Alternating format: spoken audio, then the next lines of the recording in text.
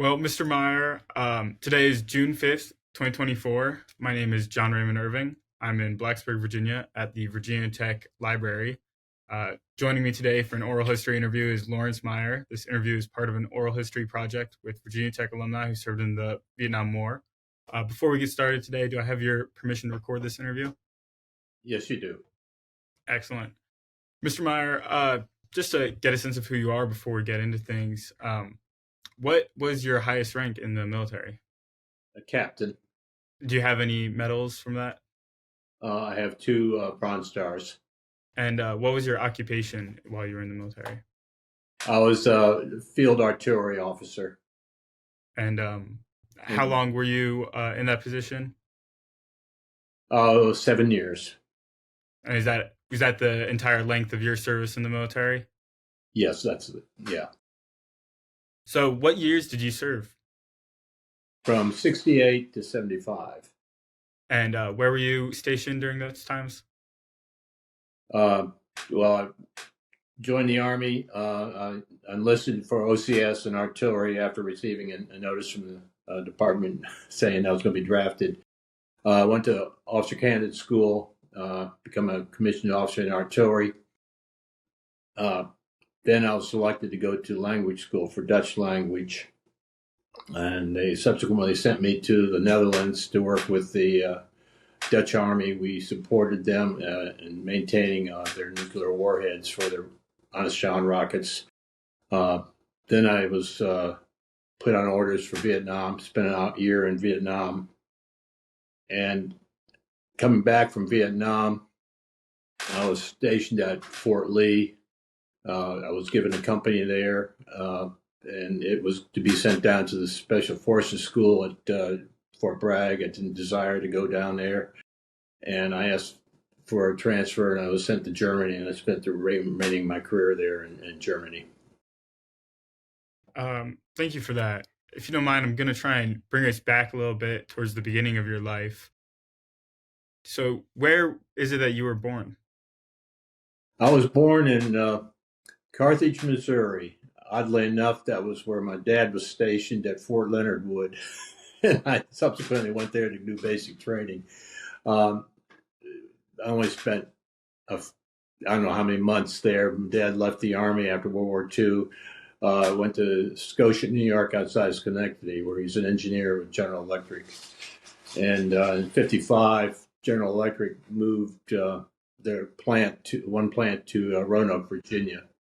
And I tagged along there, and that's where I spent most of my time in Roanoke until I went up to Tech. Understood. And so would you say that you grew up in Roanoke then? Yeah, I would say so, yes. Neat. Did your mom do anything for a living as well? She was basically a stay-at-home mom. She did. She was a lawyer's assistant for a while, but she was a stay-at-home mom. And did you have any siblings as well? I have two sisters. They're both younger than I am. One's about 2 years younger, and one's 3 years younger. Is there anything memorable about your childhood or growing up in Roanoke? That I can legally talk about? Ideally. Well, I played basketball in high school. That was, I guess, my biggest accomplishment.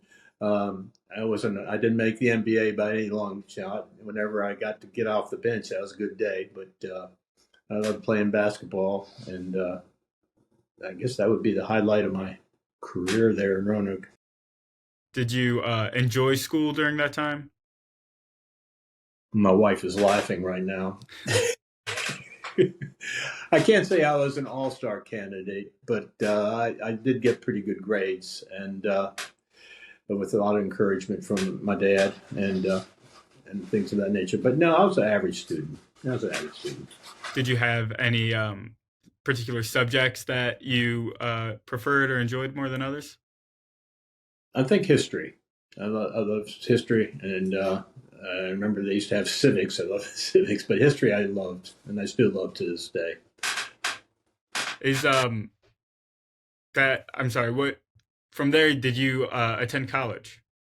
Yeah, I went to Virginia Tech. Back then, in Roanoke was a small world. I mean, if you looked at the world view by reading the Roanoke Times, you won't get much of anything there. So basically, with everything pretty well closed in, it was about an hour and a half drive to Blacksburg from Roanoke back then, through Salem and up the mountain. So the only schools you really had was to select from that we knew about were Tech, UVA, and VMI. And so I selected Tech, and that's where I headed out to, up the mountains. And back then, did you participate in any ROTC or something along those lines? At that time, the Corps was mandatory for everybody. Uh, so you first 2 years you were in ROTC. I was in Air Force ROTC. I didn't really have a big desire to go into the military. Kind of seems odd being in the Corps at Tech, but you had to be in the Corps, so that's the way that worked. I could have gotten out of the Corps after my 2 years in ROTC, but it was stayed in basically because of a lot of friends, a lot of which we pretty much keep in touch to this day. That's excellent. How did that prepare you for going off to the military later? I think it had a positive effect. You learned a lot of teamwork. You learned to uh, respect others. I think one of the things you learned that you don't uh, try to use your rank, so to speak, and everything. But I think it did have a lot of effect. I mean, marching around and everything, I didn't really get to do much when I got to Vietnam, but I do think it had somewhat. It kind of indoctrinated you to a little bit. When I got into basic and OCS, a lot of the stuff they hit at me was nothing. Laugh it off. Yeah. Yeah. So from the time that you graduated tech, how shortly afterwards did you end up going to OCS and continue your Not career in the military? Not too long. I got out and I was going to go back there to get a teaching certificate. And I got the notice from uh, the Army saying that I was been selected for the draft. And it was really funny because a friend of mine was stopping by the house and he said, "You got this?" He just got out of the Army. And he said, "You got the letter?" And sure enough, there it was there. So I decided to go down and enlist, so to go to officer candidate school, and they selected me for artillery. What type of reaction did you have upon finding out that you were selected to get drafted? It was kind of, I might say, overwhelming. I didn't know what to expect. I had really no idea, what Army was, what war was, or anything like that. But all I knew that it was not something that I really wanted to get involved in. So it was kind of earth shattering, to tell you the truth. I wish I could really remember exactly how I felt about it, but I'm sure it was like, oh God. Yeah. And everything. So where is it that you completed your OCS then? At Fort Sill, Oklahoma. That's the home of the field artillery. Uh, so you spend 6 months there, learning all kinds of good stuff that is going to get you going in the artillery. Um, so Did you Yeah. Did you make any real friendships during that time in OCS, or did most of your buddies come from the Corps? uh, they came. No, I didn't really meet anybody from the Corps after that. It they were just people from all over the country and from everywhere. And you didn't really. I didn't really make many friends there because you weren't there that long. You were there 6 months and they were gone. You know, and and you're pretty much trying to get by with everything day to day. So when did you finish up your time there? What do you mean? When did I finish up my time there? My apologies. When did you finish OCS? In '68. It was in December '68. And did you ship out somewhere shortly after that? Well, strange things happened to me one day. I got everybody's waiting for orders, and I got the clerk came over and said, first sergeant wanted to see me. Well, back then, seeing the first sergeant was not the thing you wanted to do, especially if you're a brand new butter bar, And he got me in the order room and said, "You've been selected for language school." And I'm going like, "What is that?" And language school. And they offered me three choices. They gave me French, German, or Dutch. And my worldview at that point in time was not that big. And I selected, did not select French because they're in Saigon. That's not a place I would plan on going to. And Germans, well, they've been in a few wars here and there. And the Dutch, they hadn't done a darn thing since they sailed up the Hudson River. So these are my boys. So I selected Dutch as the language of choice, and they sent me to defense language school in Arlington, Virginia, which wasn't bad because that was just down the road from home. So it was kind of like vacation away.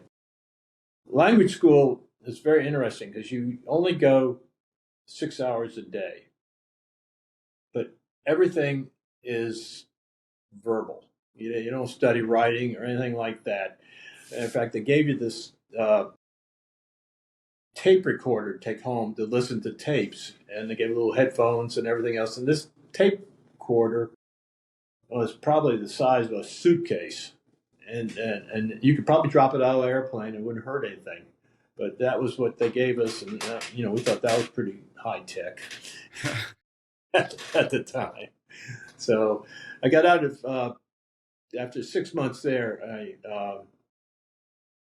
left. I graduated from language school, and then it was on to the Netherlands. When was that? That would have been '68. About '69, it was December '69. Somewhere around there. I can't remember exactly, but it's probably around that point in time. And maybe a little bit earlier than that. But I had no idea where I was going. They wouldn't tell you. So you're going to Europe, and that's about all they did. And they gave me a plane ticket to fly out commercially, which is really strange because everybody in the military flies out to Frankfurt on a military flight. So they gave me a flight to Brussels, and for getting off the plane there, I'm going like, where is this guy supposed to meet me? He isn't around here, where is this guy? Then I saw a sign that said NATO, and I said, okay, they're my boys. I'm in NATO. I'm good now. And I walked up there, and this guy was babbling all kinds of French at me, and I'm going, I had no idea what you're talking about. But finally somebody stepped in, and they got me over to the American embassy, and hooked up with somehow the military attaché got me hooked up with my new commander, Captain Paramore, and they gave me a plane ticket to Amsterdam, which I was going like, boy, this is going to be another wonderful trip. I can't wait to get off the plane in Amsterdam. And I was picked up by a Dutch officer, Dutch Lieutenant Jacques Rademacher, who became a real good friend. And he said, we're going to the American Hotel. And that's what everybody called our little place, the American Hotel. We only had about 30 people out in the middle of nowhere. So all you could see is cows and sheep. And so I headed off, and it was really funny. I got there. One of the guys that met me there was Terry Stanley. He was one of my buddies in OCS. He washed out of flight school. So I spent about a year or so there. It was it was it was a very enjoyable trip, but nobody could understand why they sent me to language school because all the Dutch speak English and everything. And the big time that I remember using it was we get these inspections, and the colonel or whatever would come down, and they would ask me questions to ask the Dutch officer who was supposed to ask the soldier to get the response of what you're supposed to do, you know. And I would sit there and talk to the Dutch officer in Dutch and say, "Hey, this is what I think the answer is. What do you think the answer is?" And then we pass it out, and then we give the colonel the answer. And but that came to an end when they found out I was having too much fun. You know, they. What's also kind of interesting about there in Holland, at our site, which no longer exists, nobody's there anymore. There is a memorial to the Cold War there. Okay. Which is kind of, I thought, it was put up many years afterwards, but so I happened to see it one time on Google or something. No, it's neat. Yeah. So, you said they shipped you out after that to Vietnam, correct? Yeah. Do you know, or do you remember what it was like your first time arriving there? I can remember even before that. We flew out of San Francisco, and then we flew up to Anchorage, Alaska. I remember getting out. This is August, and getting out. It was colder and all get out. You know, froze to death. And then the next flight was to Okinawa, and we got out, had some lunch or something, and then got back on the plane. And all of a sudden, it hit me. I know where I'm going next. You know, I mean, that was if there ever was the moment of reality, that was it. And I'm going like, oh my God, what am I going to do here? I'm not, I'm going to be going going up against these guys who've been doing this for a living. I've been doing this stuff for maybe a year, and I have no idea. I've been hanging out in the Netherlands. I mean, what a combat situation is that? But I was like, my God, I'll never survive this thing. And we flew down the coastline of Vietnam, and it probably was heat lightning. But to me, in my mind, right there, I looked out there. I said, "Those must be people shooting each other or something." This is not going to be a good scene and anything. And they sent me. We parked into Da Nang, and they put us in a temporary barracks. And they told us, if you get a mortar attack, take your mattress and hide underneath your bed on with the mattress on top. And I said, well, that is insurance right there. I'm really feeling good about this situation. I mean, this is kind of like what my mom told me to do when there was thunder and lightning, and everything.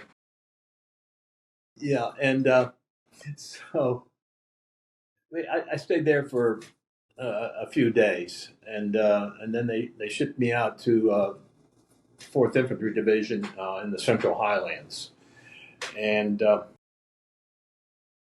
was assigned to a artillery battery as a forward observer. I would go out with the infantry company. I went out maybe for a month and a half, but the 4th Infantry had just gotten back from Cambodia, and they were standing down. They're going back to the States, and I said, "Well, this is my lucky day. We're all going back to the States." Not so. See, we got another deal for you. The Army always got a lot of good deals for you. But they sent me up north to the 5th Infantry Division in Quang Tri. Their 5th Infantry was over there with just one brigade, so I was assigned to that brigade. And Quang Tri is up along the DMZ. And I was assigned as an XO in an artillery battery. we had 6 155 self-propelled howitzers. We supported the 1st and 77th Armor and a tank battalion. So the 5th mech was a mechanized division, so we supported tanks. As an XO, I was responsible for the 6-gun firing battery. They keep them up to snuff and going. What is an XO? I'm sorry. Executive officer. Okay. I was the executive officer. We had the battery commander, John Bowers. Then I was the executive officer. And then we had the assistant executive officer, AXO, Bob Dudley, who was in charge of our fire direction center. They converted the commands that the FO sent in, coordinates and what have you, to commands that the guns could understand. And under me, I had called him Chief of Smoke, the chief of the firing battery. He's the NCAO in charge of the firing battery. They call him Smoke or Chief of Smoke. It's an honorary artillery term. Goes back to God knows when they first started doing artillery. So we're basically involved with providing direct fire support for the tank battalion and also counter battery. We would get hit with the 122 rockets quite often, and they were pretty deadly things. And matter of fact, one of the things that surprised me was when I got there, everything was underground. There were no buildings. Everything were bunkers underground. Everybody lived underground, and the obvious reason is that we were about 20 kilometers south of North Vietnam. North Vietnam was closer to us than our headquarters in Quang Tri Combat Base. So, like I say, there's a lot of bad guys up there. Quang Tri was divided by QL9. That was a main road that went from the coast of Vietnam near Quang Tri City all the way up into Laos, past Khe Sanh. And anything that was north where we were they're bad guys. You know, we didn't like them. What was the most significant threat for you all there? Threat for us in the battery, it was rockets. Rockets was the biggest threat. We get a few mortar attacks. We had a couple times sappers try to get in the line, but that didn't work too well. But for us, rockets were the direct threat. Just to the west of us were 2 ridge lines, Luger's Ridge and the other one appropriately named Rocket Ridge. And we had times would take 20 or 30 rockets at night, and they're deadly. They can do a lot of damage, and after a while you just like, God, can we stop this nonsense? But they didn't seem to. But I mean, it wasn't so much when we first got there. When I first got there, it was pretty quiet.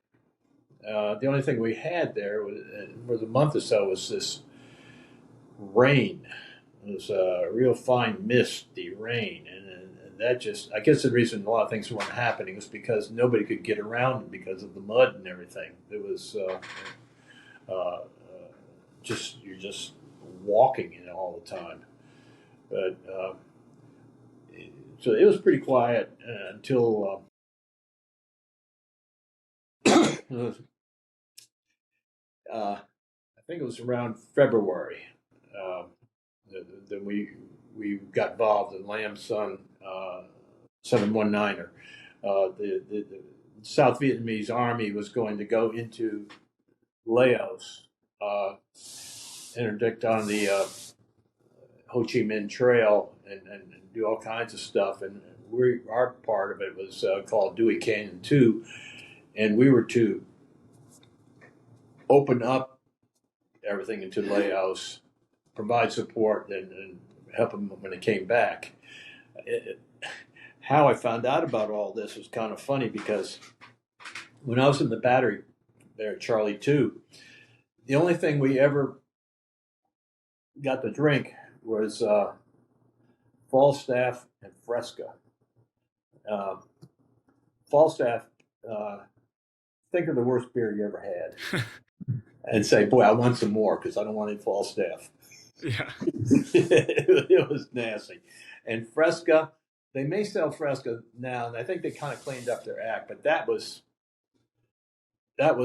you couldn't drink it.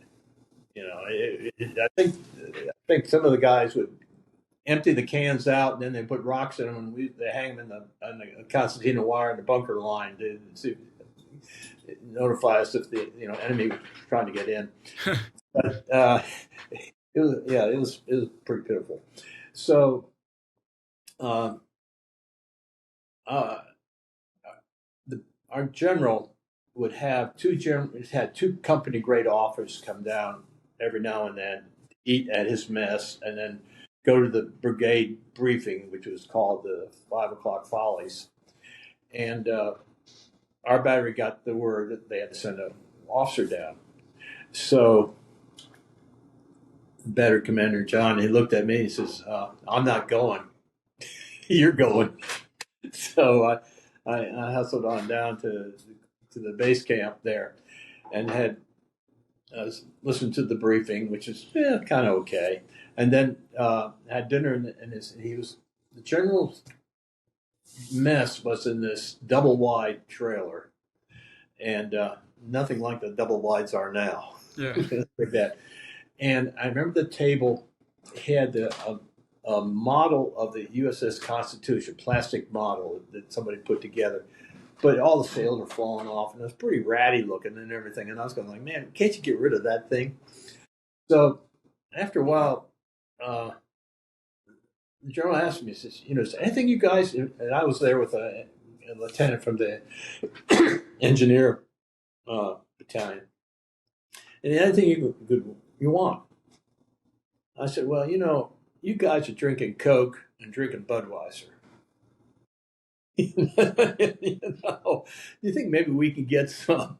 And sure enough, well, first of all, the S4, who's the quartermaster on staff, the major, looked at me, and if Dirty looks good, killed right there. I didn't make any points with him, But a few days later, here comes this chopper with Cokes and Budweiser. And gee, this is all right. So we divvied it out. Everybody got some. That's awesome. Well, one thing you learn over there is you share. If you get a care package from home, you open it up and share it with your buddies. Yeah. If you want people not to like you, that's one way is to just hog them yourself. So, but we had plenty of it. So I'm not going to do all this stuff, And how do you keep it cold and everything? Except I found out one gun, we do maintenance on the guns once a week. We pull one gun out every day to do maintenance, clean the guns, engines, all that kind of stuff. And I found out, what's wrong with your fire extinguisher system on this thing? It's not working. They pulled the fire extinguisher to cool their beer down. That's what they did, these guys. So, but coming back from that meeting, I was driving along with, and I pointed to the driver. I said, "There's a mile sign there, and it's like you see in France. I don't know if you've ever been to France or anything, but they have these white stone things, and it curved at the top with the orange at the top, and it has this, a letter for the city and how many kilometers. Well, it was for Khe Sanh, and I said, there's no way in hell we're going back to Khe Sanh. That's done. And everything. It'd take Congress to get us to go back to Khe Sanh. Well, I'm sitting there with a packet that goes. I'm supposed to take to the battery commander from the S3 operations. Inside were the maps for our new AO up around Khe Sanh. We're heading west, boys. And sure enough, that's what we did. We we moved out to support we first went in to open up the area for the South Vietnamese to move into. And that was the first time I've really been on outside of the fire base. But we went down the road. We stopped. We pulled in at a place called Vanderbilt, Vandergrift. It was an old Marine fire base, and running across the road or so was this thing called a rock pile. They're just if you ask a Marine about the rock pile, they'll tell you all about it. It's a big, huge rock formation, and we pulled in there, and we're in grass that was up above our howitzers. Our howitzers are pretty tall, and I said, "Man, what are we doing here? If there's anything, all I have to do is just sneak around the bushes there, and zap us, So that was pretty scary. And then we moved out of there, and we moved up to we're going up to Khe Sanh, and go up a big mountain, going up to Khe Sanh, and we did that at night. And I couldn't believe they had us going there at night. I mean, an artillery battery on the move is vulnerable. I mean, it's not like going out there with a bunch of tanks or something. You can shoot back right now. There's not much we can do about it. But we pulled in there, and my job was to lay the battery. You get a thing called an aiming circle, and it's like a surveyor's thing. And the guns read to each other, and we get all the guns would be all at one time would all be facing the same direction no matter what you do. And so I laid the guns with the aiming circle, and smoke did as a secondary. We always use a secondary in case one screwed up or something. Well, one of them was screwed up. It was screwed up real bad, and it was mine.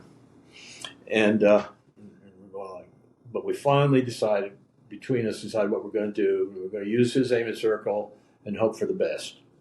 Hope we don't get a fire mission that night. But it turned out what you do when you do lay the battery, you get the highest place you can get in the battery area, so all the guns and their instruments can see you.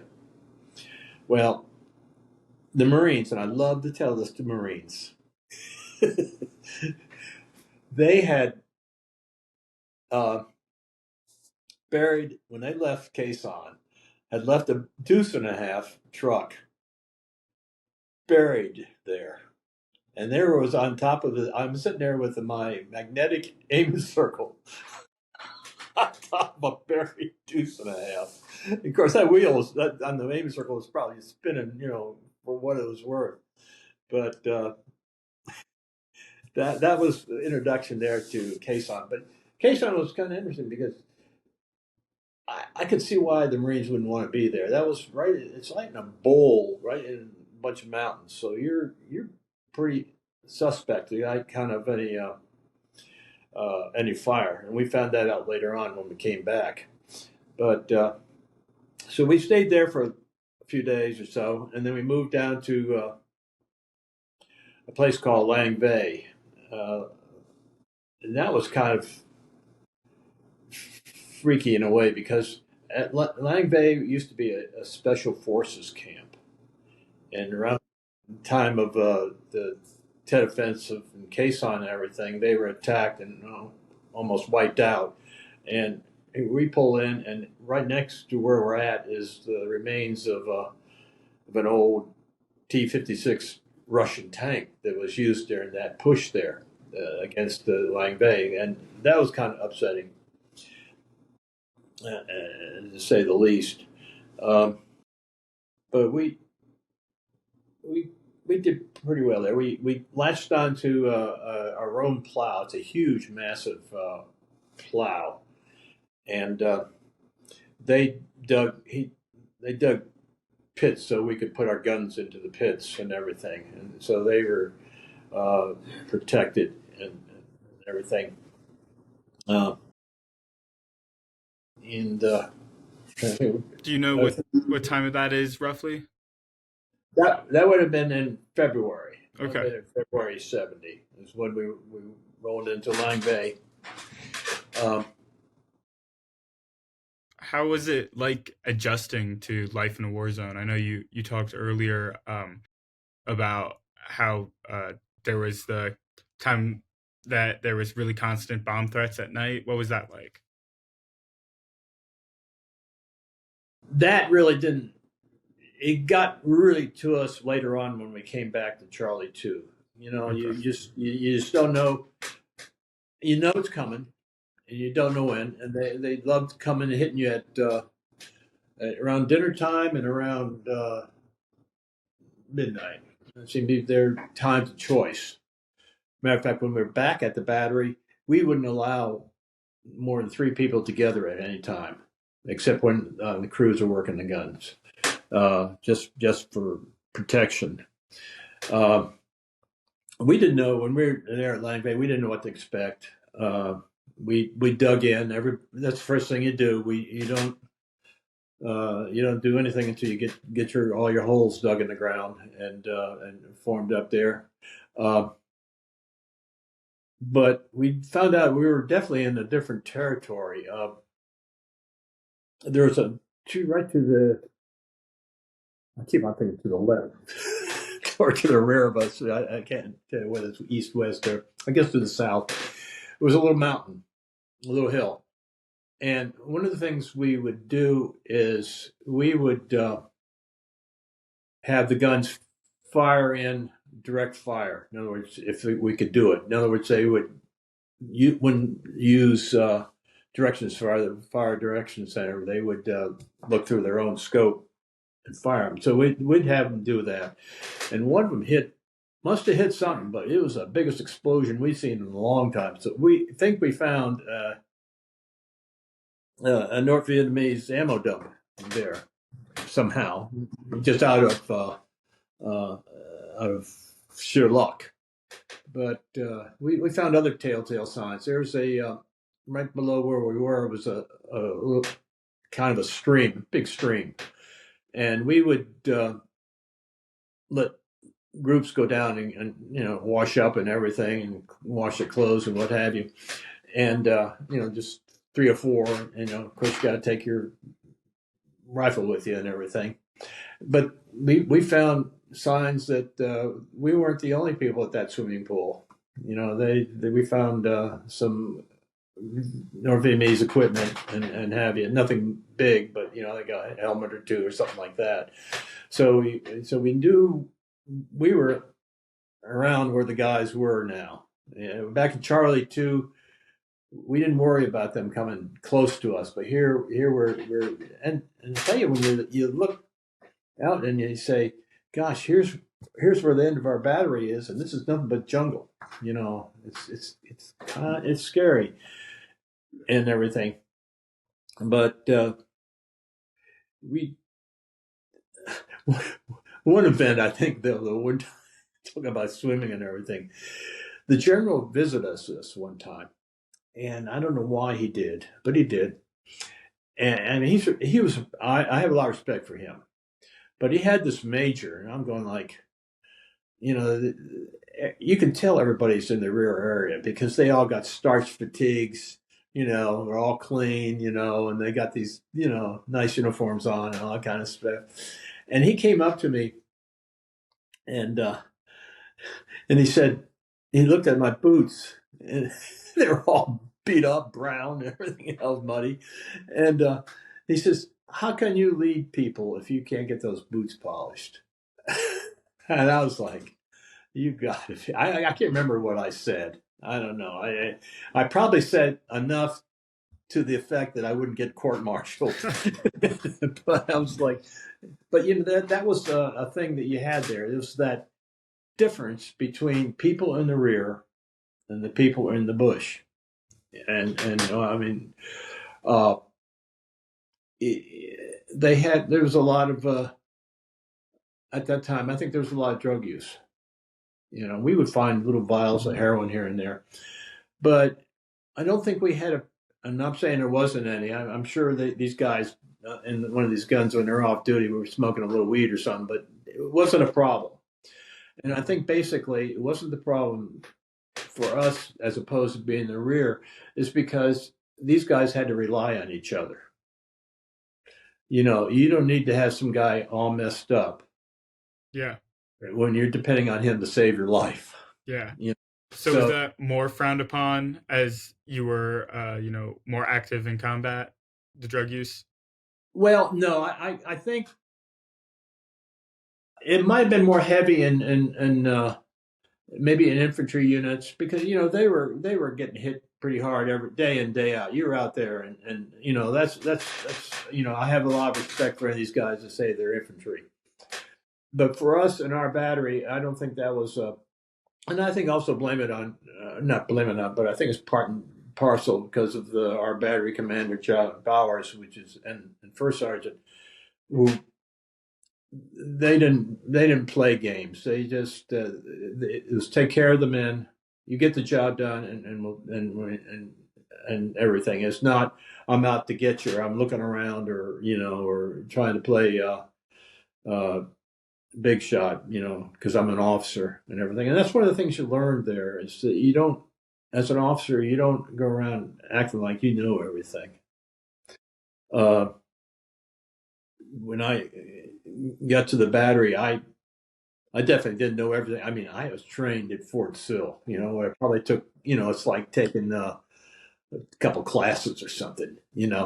So I didn't know. There's a lot to artillery that I didn't know, and Sergeant Floyd, the chief of smoke, I had to rely on him. I had to respect him, and I think because I respected him, he respected me. But because he was the man that knew what's going on, he had the experience. He had he could get the job done. You don't want me. I remember one time I got mad because the ammo count was off, and I went out there and I said, I'm going out each of those guns. I'm going to count the ammo. It was very important for us to count the ammo, keeping a record of our ammo there, because we got a shell, we got a shell. So I decided I was going down Catholic, and I came back, and he said, "How'd it go?" And he said, "I don't know." And he says, he said, "That's what I thought." He said, Yeah. "This is how you're going to count," and everything. But so you do learn to respect the NCOs. They're the backbone of the Army, and everything. But yeah, we're out Lang Bay. We took a few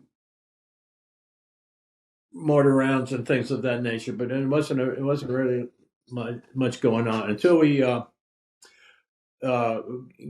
got orders to move out, and we were moved out into Laos, a place. It was nothing more than a place along the side of the road. We called it dandruff because it was so flaky.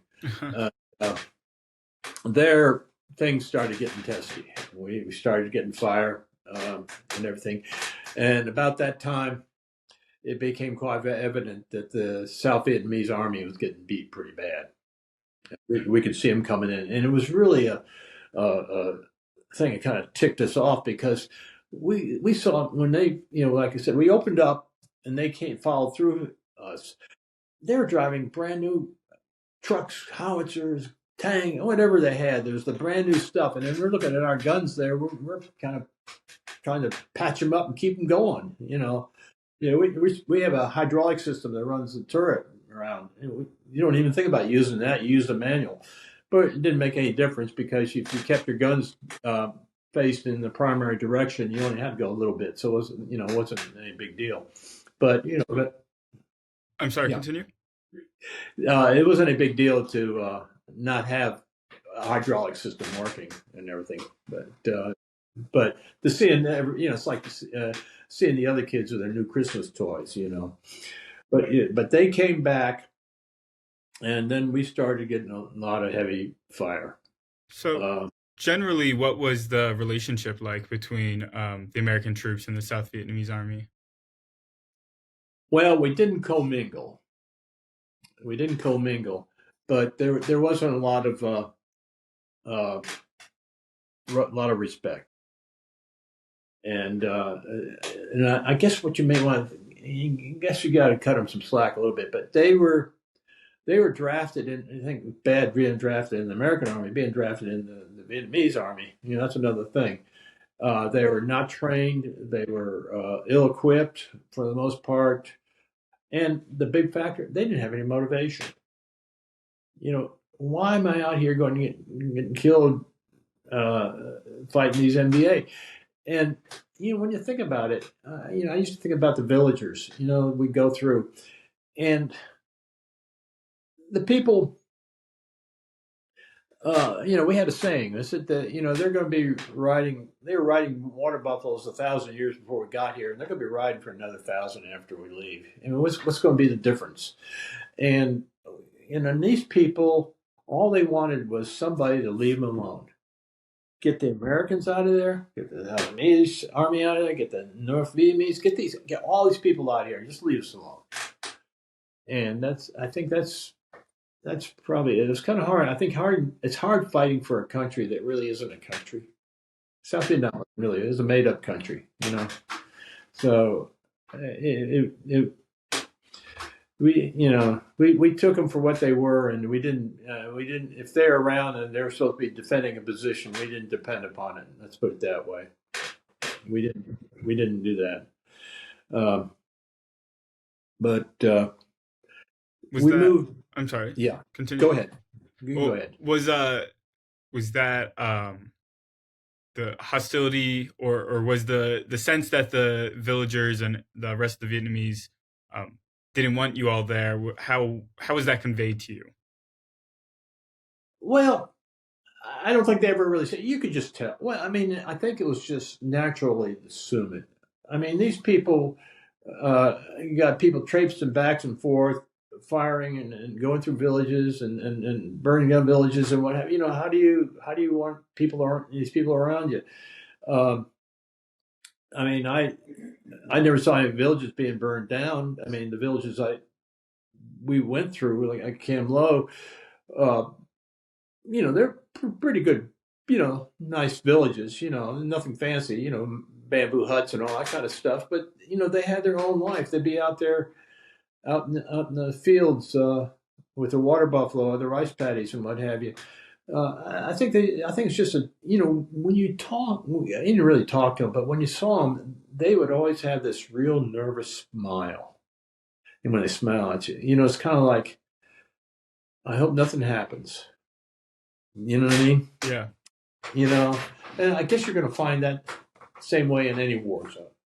It was Vietnam, Korea, any war. You get a bunch of soldiers come in, and you're sitting there going like, "Oh no, leave me alone." So, was that upsetting for you to feel that way, or?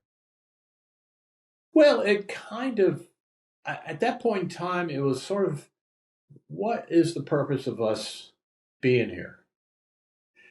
You go out and you do all this combat stuff and everything, and then you go like, what are we getting out? What's happening? Where is any kind of progress? Where's any kind of benefit for it? I saw the 4th Infantry go home. That was in the Central Highlands. That was a main staging area, a very important place, but they're going home. So, yeah, I think the feeling, a lot of feelings was the last one here turn out the light. Yeah. This is 70, 71. So, you're talking about different time periods. I couldn't speak to somebody in 68, something like that. But this is the general feeling we had that there's nothing, even this mission here going into Laos. What are we going to Laos for? And it turned out pretty bad. I think it was something like 20,000 ARVNs went in. I think about 9,000 didn't come back out. It was a rout. And then you read about it being, oh, we won, we're victory. Yeah. Where's this victory if you're getting beat up? So, and I think that was a big. I think the Laotian experience was a big turning point for, I think, for a lot of guys. Right there, the ones that were there at the time.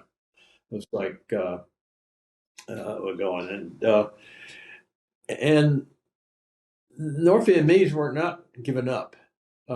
We pulled back from Dandruff and we headed back and we went back to Lang Bay, and we got to Lang Bay and we started taking a lot of fire, a lot of rockets. We thought rockets and everything. And one of the things I would do is I'd go out and where a rocket would land or a mortar would land, I'd go out and see where it came from. Because the tail fin would stick in the ground, and you could get an idea about where direction it came from. And that's what I do from time to time if we needed, because if we didn't have any other direction.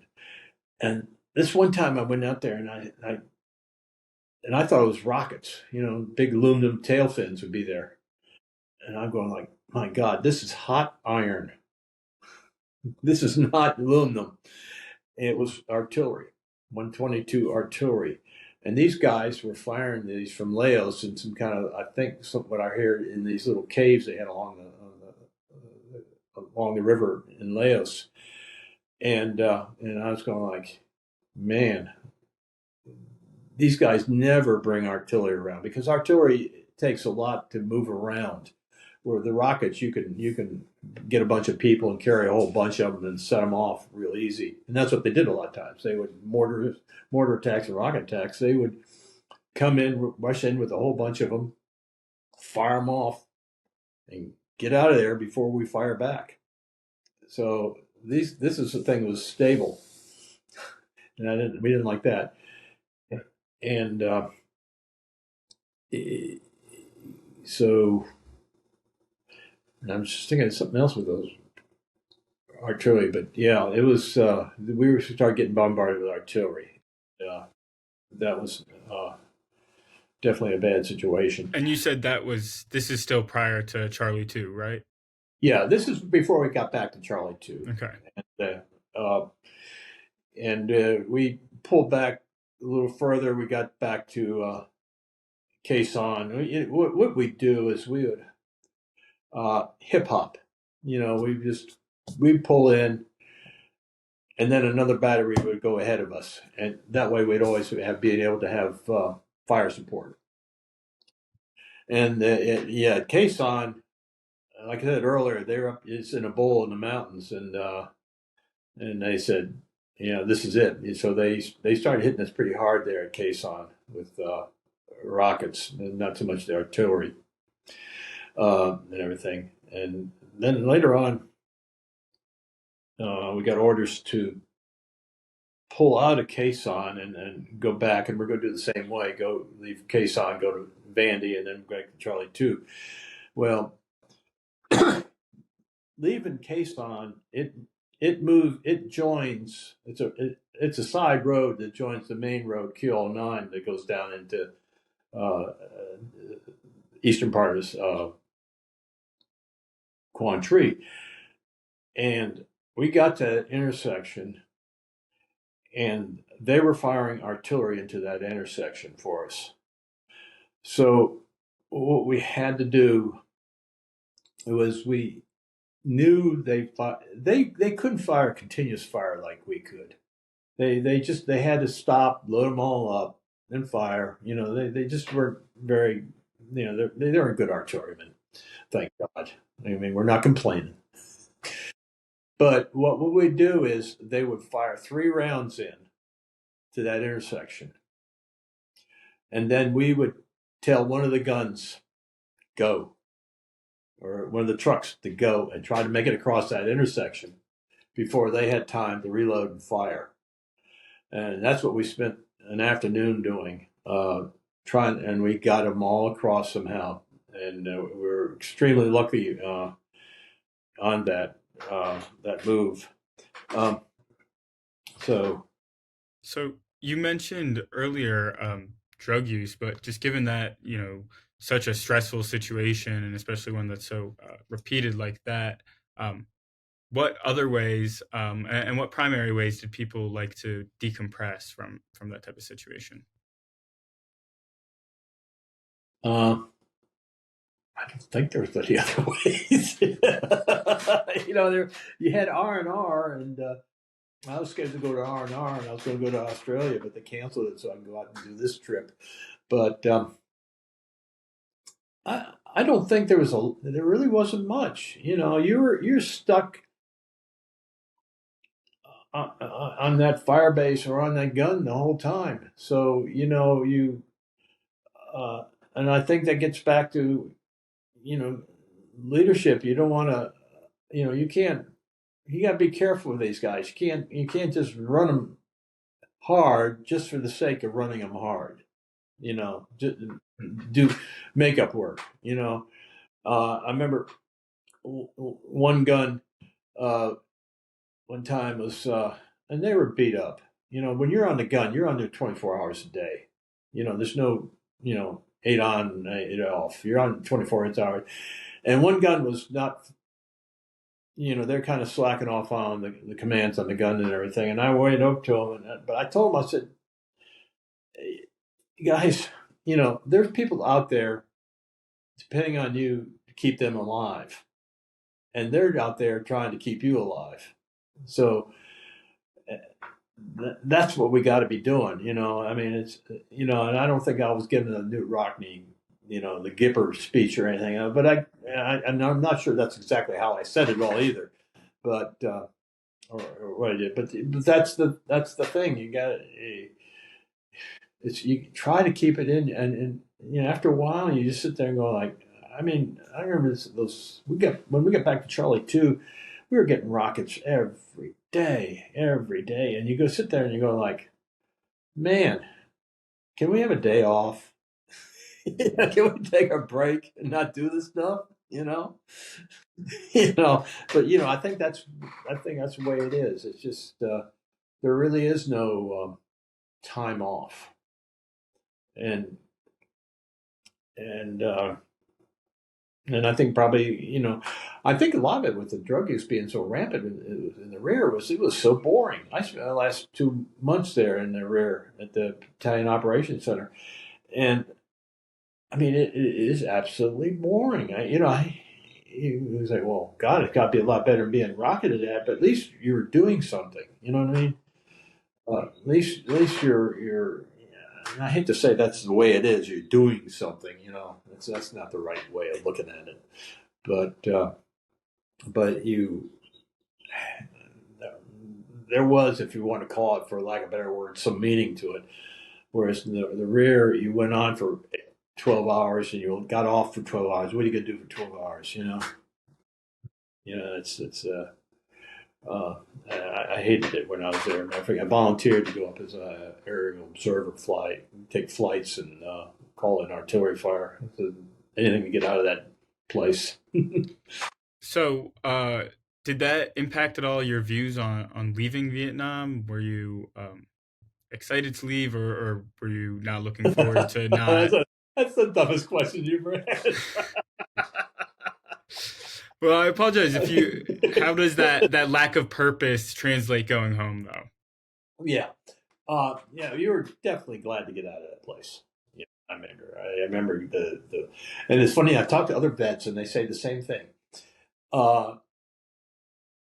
We got on that plane. We called it the Freedom Bird, and we got on that, and it took off, and everybody and their brother was just going, cheering, yelling, screaming. I mean, just happy as happy could be. If you left that place, but I don't remember anything after that coming home.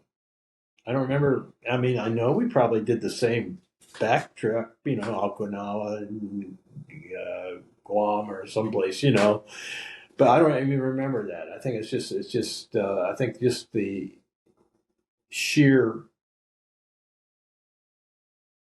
lack of having stress that you just kind of, you just forgot it all. But coming home,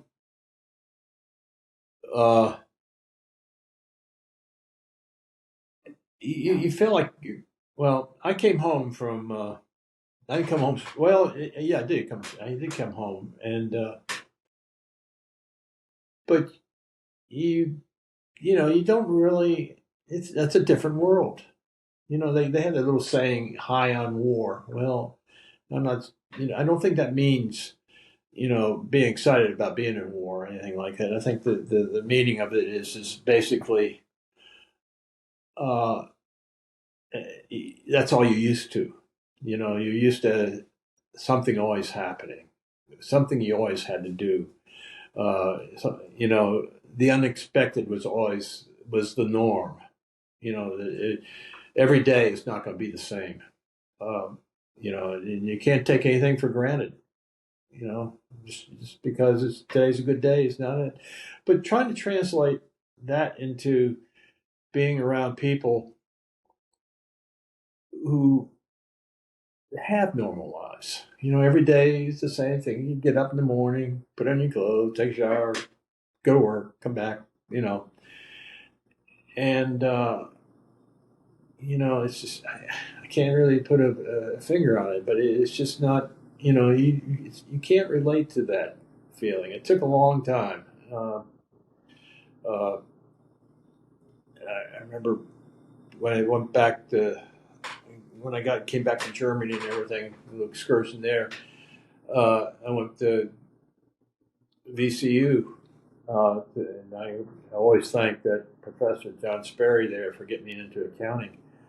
But you weren't going into the classrooms. Wasn't the same as the other kids. They're all talking about what's party this weekend, and you're worried about what you got to get done, you get your grades and everything. But you never felt comfortable. And there was a lot of backlash. I remember when I was at Fort Lee, I went on job interviews, and people told you, we don't hire people with your skills, i.e., you were a veteran. So you kind of learn to be quiet about a lot of the kind of stuff, but it does kind of hurt. I guess the biggest hurt was my dad, who he and his buddy he was a general in the Signal Corps, and they never. I think Dad was an RTC instructor at Cal Berkeley. There's a combat assignment if you ever want one. Maybe later on. Later on, it might be a little. I don't know. Maybe in the '70s was not a place you wanted to be an RT instructor, but they I said, well, if we'd been in our days, we would have gotten the job done. Guys, and I don't think I was any kind of hero or anything. I just did the best I could, with what I got and everything. But you learn to kind of tuck it away. And I think with my wife now, she is scared of going on a military base. She's afraid of the military, and I have reasons for her to be that way. Because you get people like what was going on with the military back then. There might be a reason why you would have it adverse, but the other side of the coin is, the flip side was was an angel. It's like we go to a restaurant and she say, you want to sit in this chair, knowing that I'd rather not sit any place where unless I can see my way out, and everything. And you can talk about the spouses of veterans. They are the angels there, no doubt about that one. But yeah, I learned to. When I went back to, I wore my field jacket, but I took all the stripes off. All the things off. I wanted to say, hey, I was in the Army, but then I don't want to. In a way, you kind of worry about the pushback, and a lot of people, yeah, you were in the Army, and I can see the reason for it. The Vietnam War went sour and everything. So coming back, what was the most difficult part of trying to relate to your friends and your family after that, and how did you overcome that? Basically, you don't talk about it. That's I think that's the simple thing you do. You just don't talk about it. I find that also with a lot of veterans now. They don't, they don't like Vera Meier. She doesn't know a lot about what's going on. She might be picking up a few things here. I don't know, but uh, you just find out it's just better to tuck it away and and not.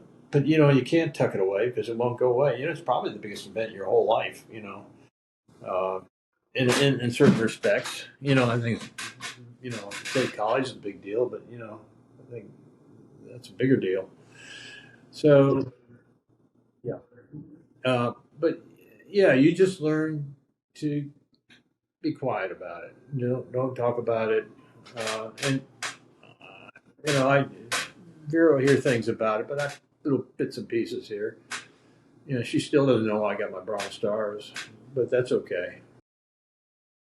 Well, on that note, are there any stories such as those ones that you would feel comfortable sharing now that you wish for your kids or your wife to hear from this interview? Well, I really there's stories, yeah, but I don't want to talk about them. They hit too close home. Maybe sometime I will. I was thinking about that. I was doing a writing thing with the Mighty Pen project, and where they get vets in there, and David Robinson from VCU, unbelievable guy, teaches you how to write. And I wrote I thought some decent stuff, but then all of a sudden I found out I can't write about things too. There are other things I can't write about, and I don't know why. Maybe it's just being stupid, being an idiot. But I just don't feel like, I want to. Yeah, of course. Maybe I will. Maybe I won't. I don't know. I think enough of it is out there. So So obviously, we're discussing your time in Vietnam now. Was there any significant event, or when was the first time you recall opening up about your experience there? I get. Uh, yeah, it was at the vet center. Hmm. Uh, I guess it was about 15 years or so after Vietnam, and it'd been kind of percolating to a certain extent. And so, wife and I were watching this program on TV. Uh, it was a PBS program, and it was about these vets, in Wisconsin, and they were, like I say, they're just normal dudes, you know. They weren't doing anything special. They just talking about how they do things in life and everything and everything. I mean, they weren't like I've always hated that Rambo. The typical Vietnam veteran Rambo. I mean, no, the guy's so untypical. Um, so I saw saw that, and I said, well, I'll give him a call to the vet center down there in Franklin Street in Richmond. And gosh, I don't know why I did, but I did it. And I'll never forget the lady Gloria. She she says you're coming down. No, but she got me to talk me into coming down, and I did. And at the vet center was a new thing they just established. The vets aren't going back to VA for psychiatric counseling because they didn't want to get the drugs, and that was it. Everything. So they did this outpatient group counseling, and that's what it was. Um, they tossed you in a group with about 8 or 10 other veterans, and it was led by a friend Dan Doyle, and he had a knack of kind of just letting everybody talk about things, and that was big. That was it. Hearing first time I'd ever spoken since leaving Vietnam with other vets. And what You year know, was that? That was 15 years after that, probably 85 or something like that, 86, something like that. But that was the first time ever that I even talked to anybody, and it was, and there wasn't all guys who were running around the bush, tossing grenades and stuff. I mean, we had one was a B-52 pilot, and there was Martha. She was, I never forget her, a triage nurse. I mean, my God, talking about being a saint. Oh my God, a triage nurse. I remember a couple times going into Quantry to see some of the men, and it's like, boy, no, I mean, that's another. Those people are unbelievable doing what they're doing. And but the funny thing about it was, one of the guys in the class was Roger Sullivan, and he wouldn't say anything. Roger just sat there. And then one time he called me up out of the blue, and I'm going like, "Oh man, what do you call me about, Roger? I got nothing to talk about. It's Saturday afternoon, and it's a miserable day."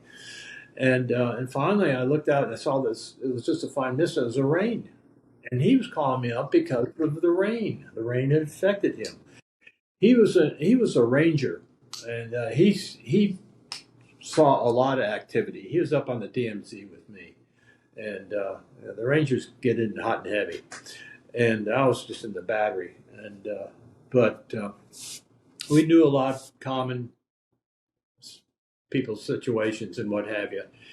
And it was really remarkable. And I don't think it's because of me. It's just because we got to talking. He started opening up, and we talked about stuff.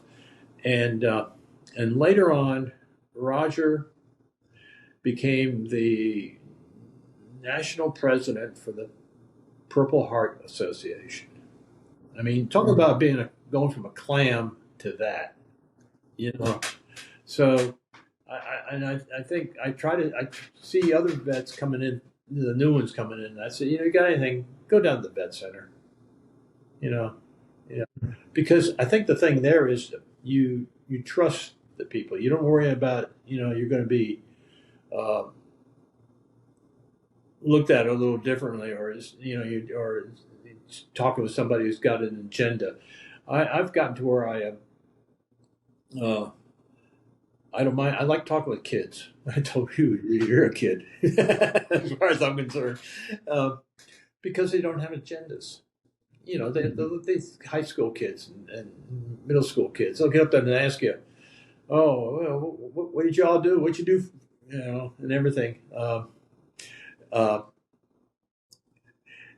and then, of course, they always hit you a loaded question. How many people you kill? No, not doing that. But we'll answer the questions. How tasty were the sea rations? And everything. But no, as a side note on that, I had a neighbor across the street, and he was in the Army, and he served in Iraq or something. I think he was wounded over there, but he was also, I mean, he was pretty good. Yeah, he was with the honor guard at Fort Myer, so he was a pretty sharp guy. But he asked me one time. He said, "Hey, Larry, what you do for fun over there?" What the hell are you talking about? What you do for fun? Not much of it, yeah. We had great weekend trips. Everything, but yeah, that was it. But yeah. But talking with kids is the big thing. Dan Doyle, which I mentioned, he and I, and uh, rector at our church. He was a temporary rector there. Can't think what his name is, but anyway, he was a Marine chaplain with the Marines in Vietnam. I mean, talking about a guy who had some issues. Whew. You got to be with all those guys when they die. But we went to see Platoon, and I think my wife and I had seen Platoon on a lark. I went to see it one time, and then we took all the kids there and came back, and a youth group from our church, and then came back and just talked about it. And I think that's really the first time I have ever even talked to a bunch of kids about it. And it was really great because they were honest with you. They just wanted to know, what was it like, and everything. Uh, I don't know if I buy into everything that's in Platoon, but I think it's a fairly honest, appraisal of things and everything. But yeah, it was talking to people about it is important. Did you find that the talking with the vet center first helped you be able to talk with it more freely with your family and others?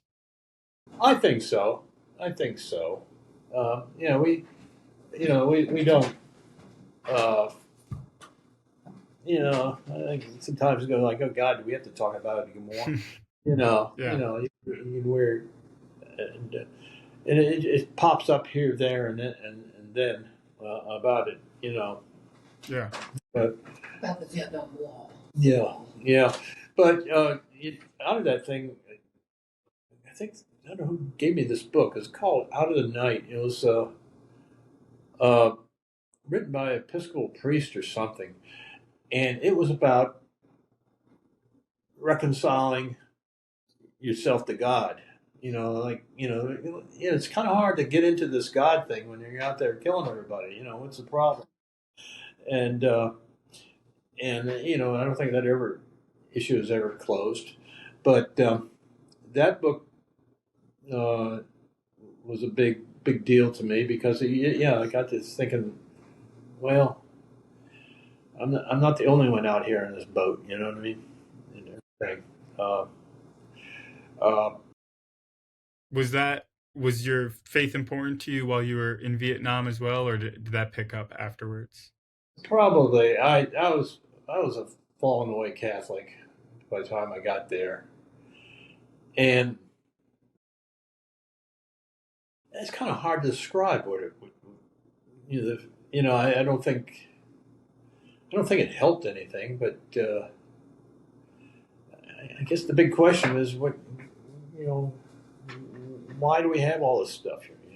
What's its purpose in all this war stuff? And if anything, in any kind of a faith that's perked up is the fact that I do not believe in war. I've seen it. There's nothing good coming out of it.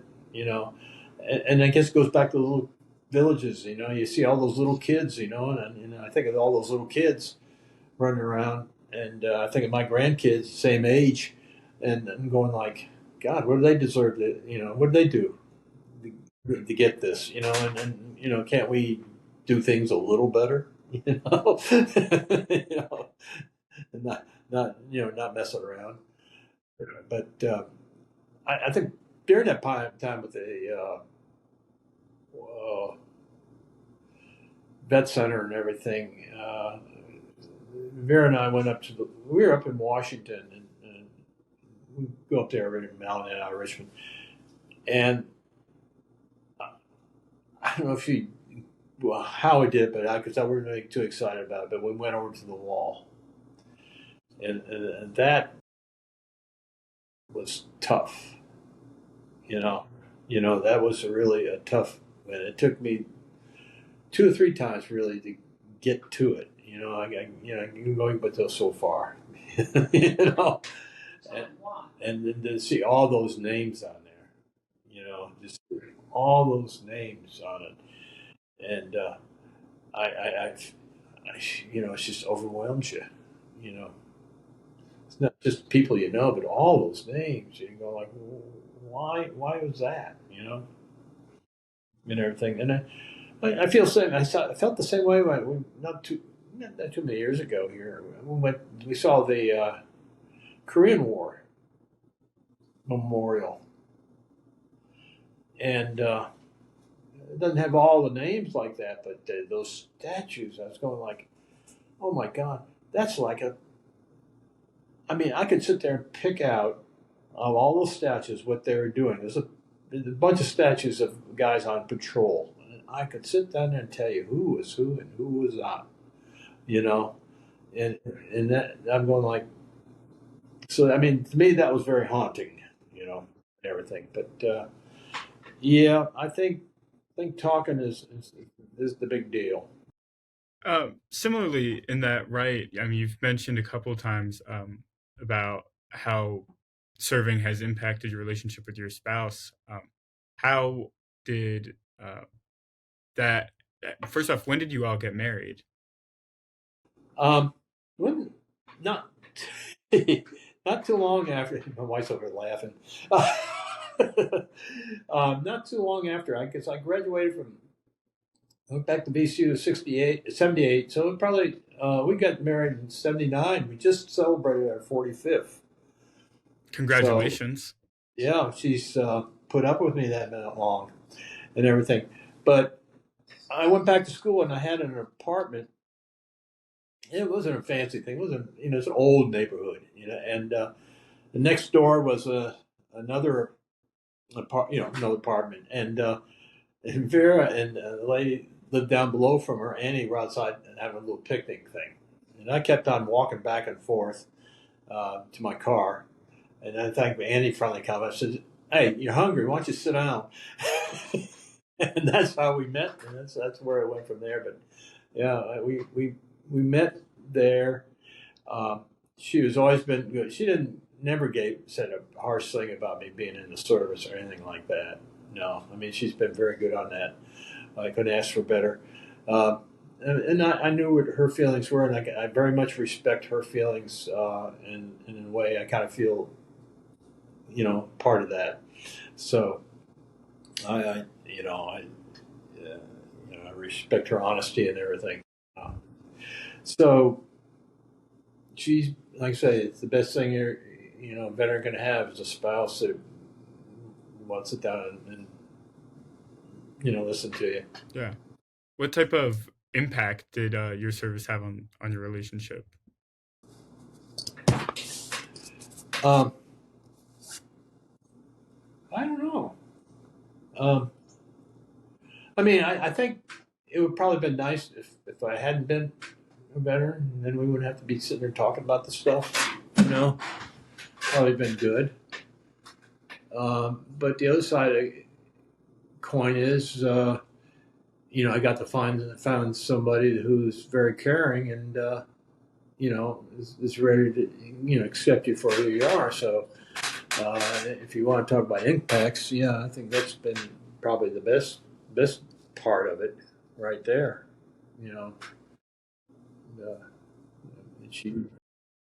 So, if you don't mind, we're gonna take a scoop back just a little bit, back towards your time in combat.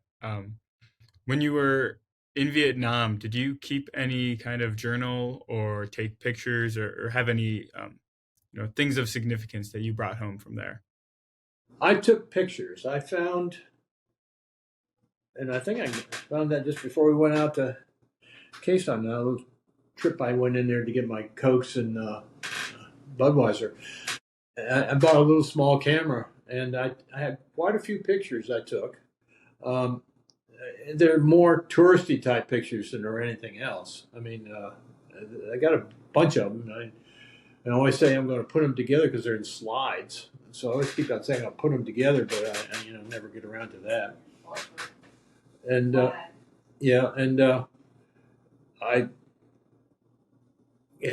so I'd love to get those because, like I say, it shows the area I was running around in. No, like I say, no pictures of people dead or anything like that. I don't need that. Did you have any pictures with some of your buddies who were serving with you? Oh yeah. But see, when you talk about buddies serving with you, you have to remember that I was an officer, so you didn't really hang out with the guys on the guns and everything. I mean, you talked with them and everything else, but you didn't really become buddies. I mean, I was pretty close with the battery commander and the other AXO, Bob Dudley. I probably could reach out to him sometime. But yeah, you didn't really, you didn't really get a big fan club or anything like that. So in that regard. Yeah. Well, are there any other individuals who you did keep up with after the war, though? Not really. Not really. I just kind of put it in the background. Yeah. I mean, there's. Yeah. But yeah, I haven't really kept up with. I've had contact with people. I had contact with the lieutenant that was with the Holland. Terry, I've contacted with a couple, but I just sort of made contact and then it went away. So I'm not sure why that is or why that isn't.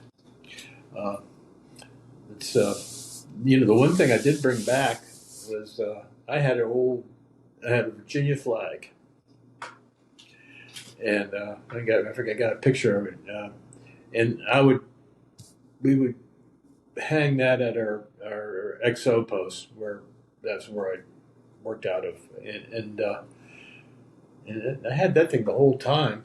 It was all kind of get beat up and dirty and everything else, and I ended up giving that to the vet center here in Richmond, and I keep meaning to go by there every now and then to see if it's still there. Not that I want it back or anything, but that's about no. The only things I brought back was that my boonie hat and my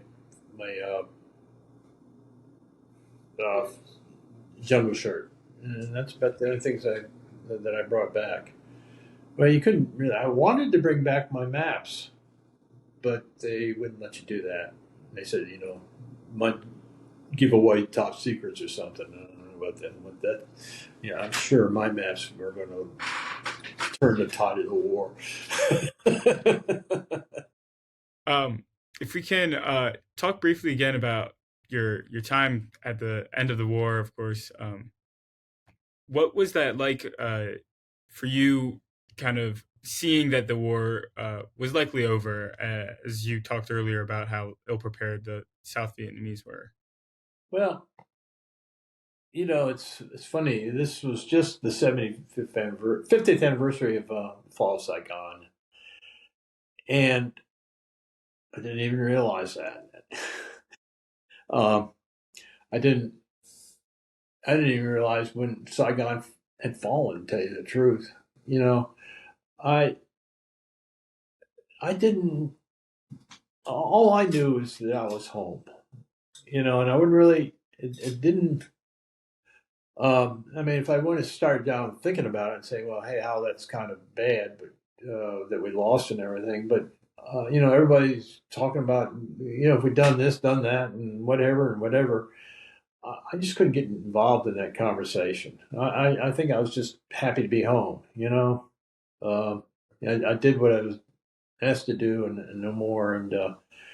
And really, when you get down to the war, the only thing, everybody's with the history of the war, how about this and that? And I don't know. Basically, because the only thing I know about the Vietnam War was what was in front of me. What I saw personally, day to day, that was the history of the Vietnam War, not what they're doing in Saigon or what they're doing in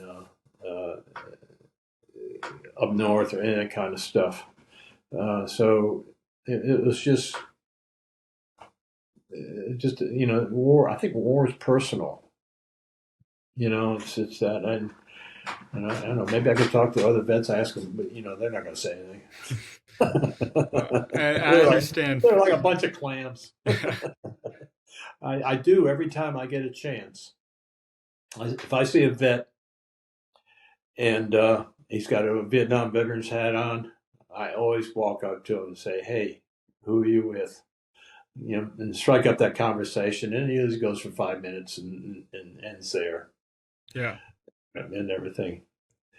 So I understand from our discussion earlier that you don't wish to get into the politics of the war, but is there any thoughts of yours about the war that you wish to share before the interview is over? Well, I wish people get the idea that war is not good. And quite frankly, the people who suffer from war are the people who never even asked for it. And, and I think I mentioned earlier, the kids, use the kids as an example. One thing kids all want to have? Fun. That's what my 7-year-old grandson tells me. What we're going to do today, have fun. So we should not want to have to wish upon anybody the war. And I think that's not a political statement. That's just something I feel like that there's just no need for it. Yeah, absolutely understandable. Is there any way that you choose to memorialize your time there, or reflect on it? License plate. I got a license plate, and it's a bronze for a Bronze Star, two awards. I got that. I guess I can't really figure out why, but I just felt like I needed to let people know that I did something. Not none of that hero stuff, because I'm definitely not the hero stuff. There's a lot of other people who are heroes. I think people who are running food banks over at our church are heroes. Mm-hmm. Heroes don't all carry rifles. But I thought that, and I thought maybe I don't want people to forget us, and I think that's part of the deal. Set it up as a reminder. So I think maybe that's the most of it, because I certainly not to sit down and say, look at him, he's pretty cool, Yeah. And I do wear the other things I do is I got my little Vietnam hat. I wear that on Memorial Day and Veterans Day, and I make sure I put the flag up on Memorial Day and Veterans Day, just as I put my tech flag up on April 16th.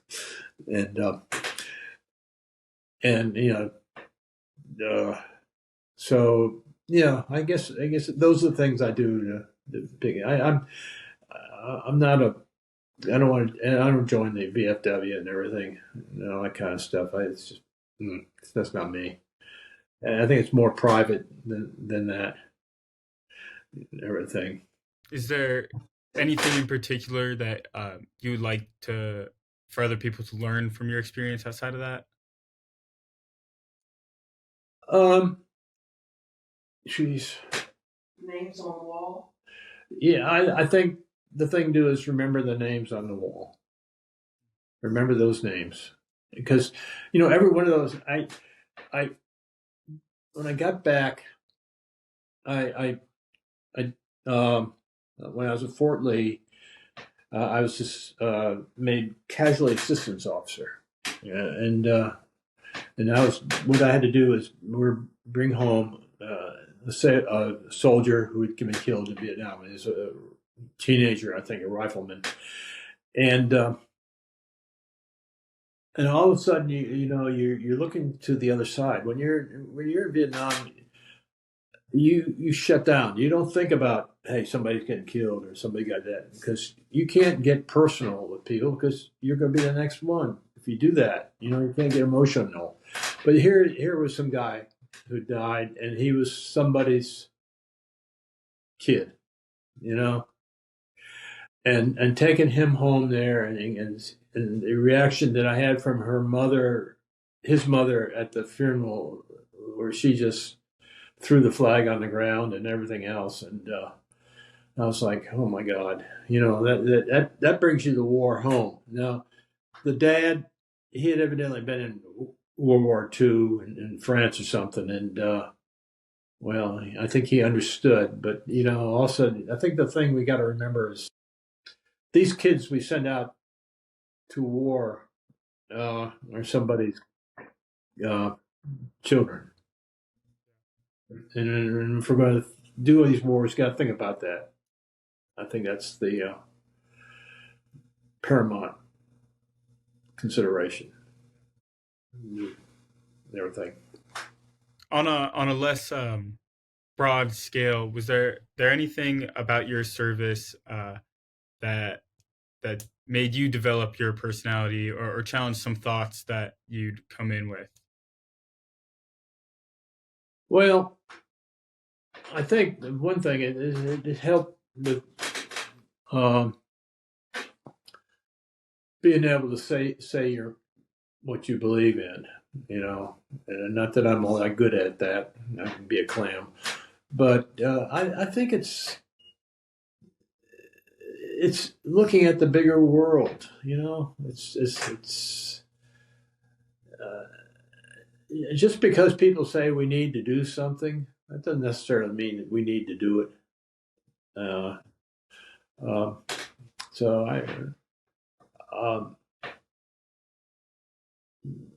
in certain respects, I think it made me a better person. And in certain respects, I wish I'd never done what had been done and did.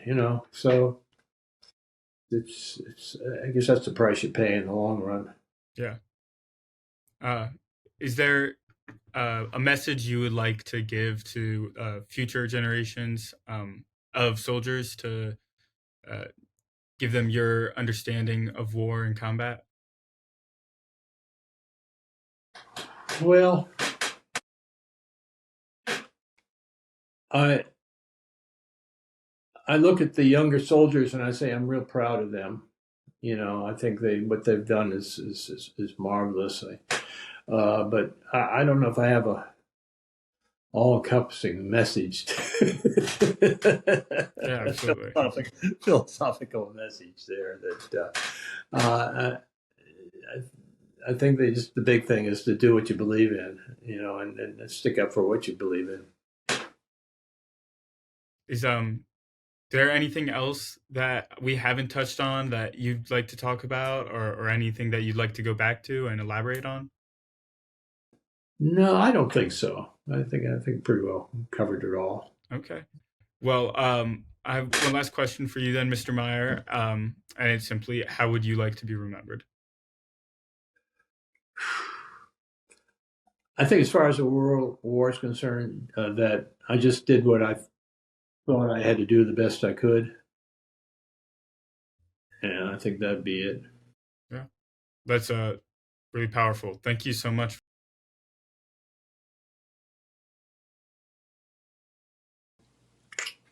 All right. Good morning, Mr. Meier. Today is June 23rd, 2024. My name is John Raymond Irving. I'm in Blacksburg, Virginia, in the publishing suite of the Virginia Tech Library. This is a remote oral history interview with Lawrence Meier. Also accompanying me for this interview is Dr. Jason Higgins. And this is a follow-up interview from one we had previously. Before we get started, Mr. Meier, do I have your permission to record? Oh, yes, you do. Excellent. Mr. Meier, I know you wanted to record a follow-up interview just to get some things out that you weren't able to express during our first interview. Yeah. Is there anything off the top of your mind that you would just like to start with? Well, I think might as well start off with getting there. Yeah. When I first arrived there, we were arrived at Tansanut and we were sent over to Long Bin. There's a huge compound near Saigon. And matter of fact, the memory was brought about by my wife. She was reading this book, the woman about an army nurse in Vietnam. And when we got there, we didn't have any idea what we're doing. We have no idea what war was, the concept of war. What I was even going to be doing? It was a good question. And how would I cope with all that? And the thing about it was that when you first got there, you were considered an FNG, a newbie, a fucking new guy. And people really didn't trust you. They don't want to be around you because you're going to get those guys killed if you don't know what's going on. And that's the last thing anybody wanted. So it took a good while, not a good while, but it took a while to get where people got to trust you. And feel like, well, this person's not going to get me wiped out. And then you moved into another stage where you feel kind of confident with what you're doing. You didn't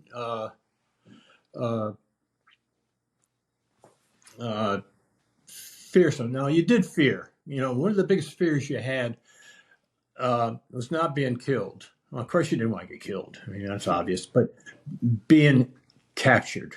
Yeah. There's some guy that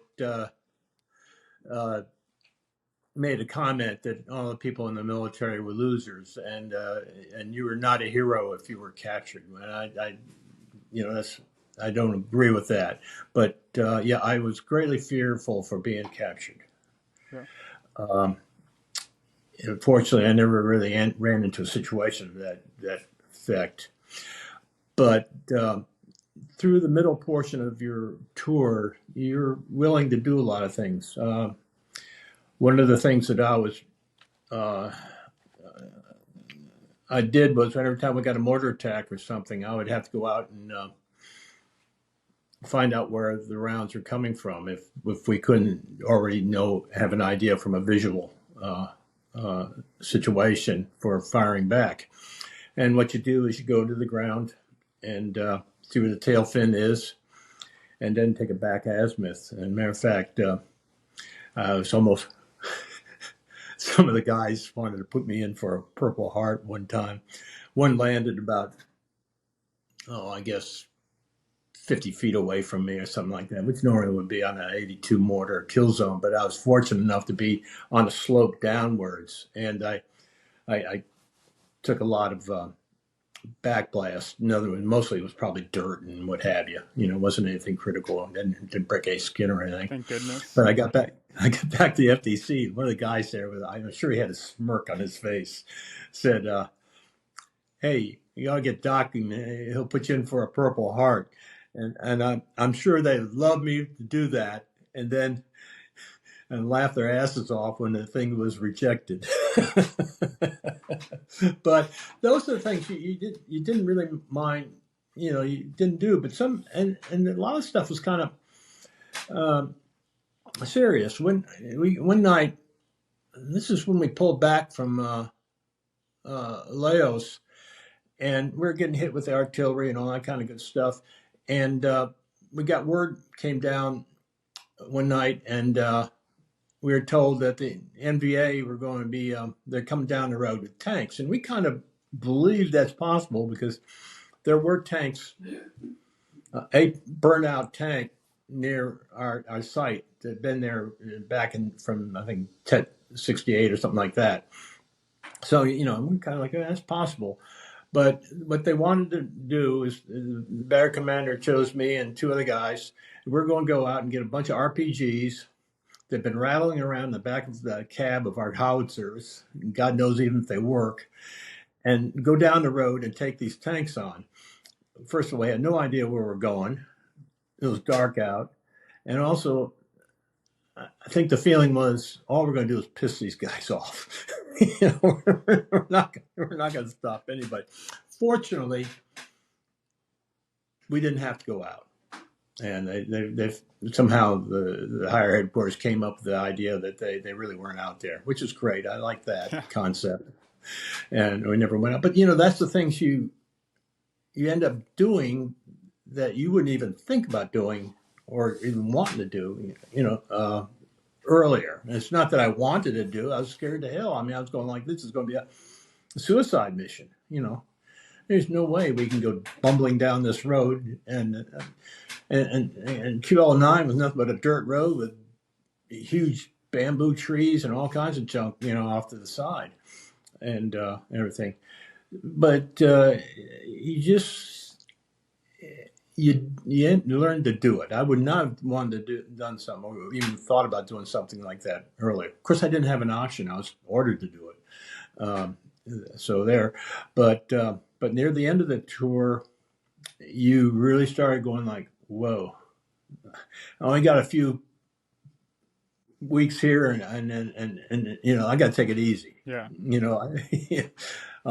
And you got what we call the short timers fever, and some guys had little calendars. They would check off how many days they had left. It was a big thing.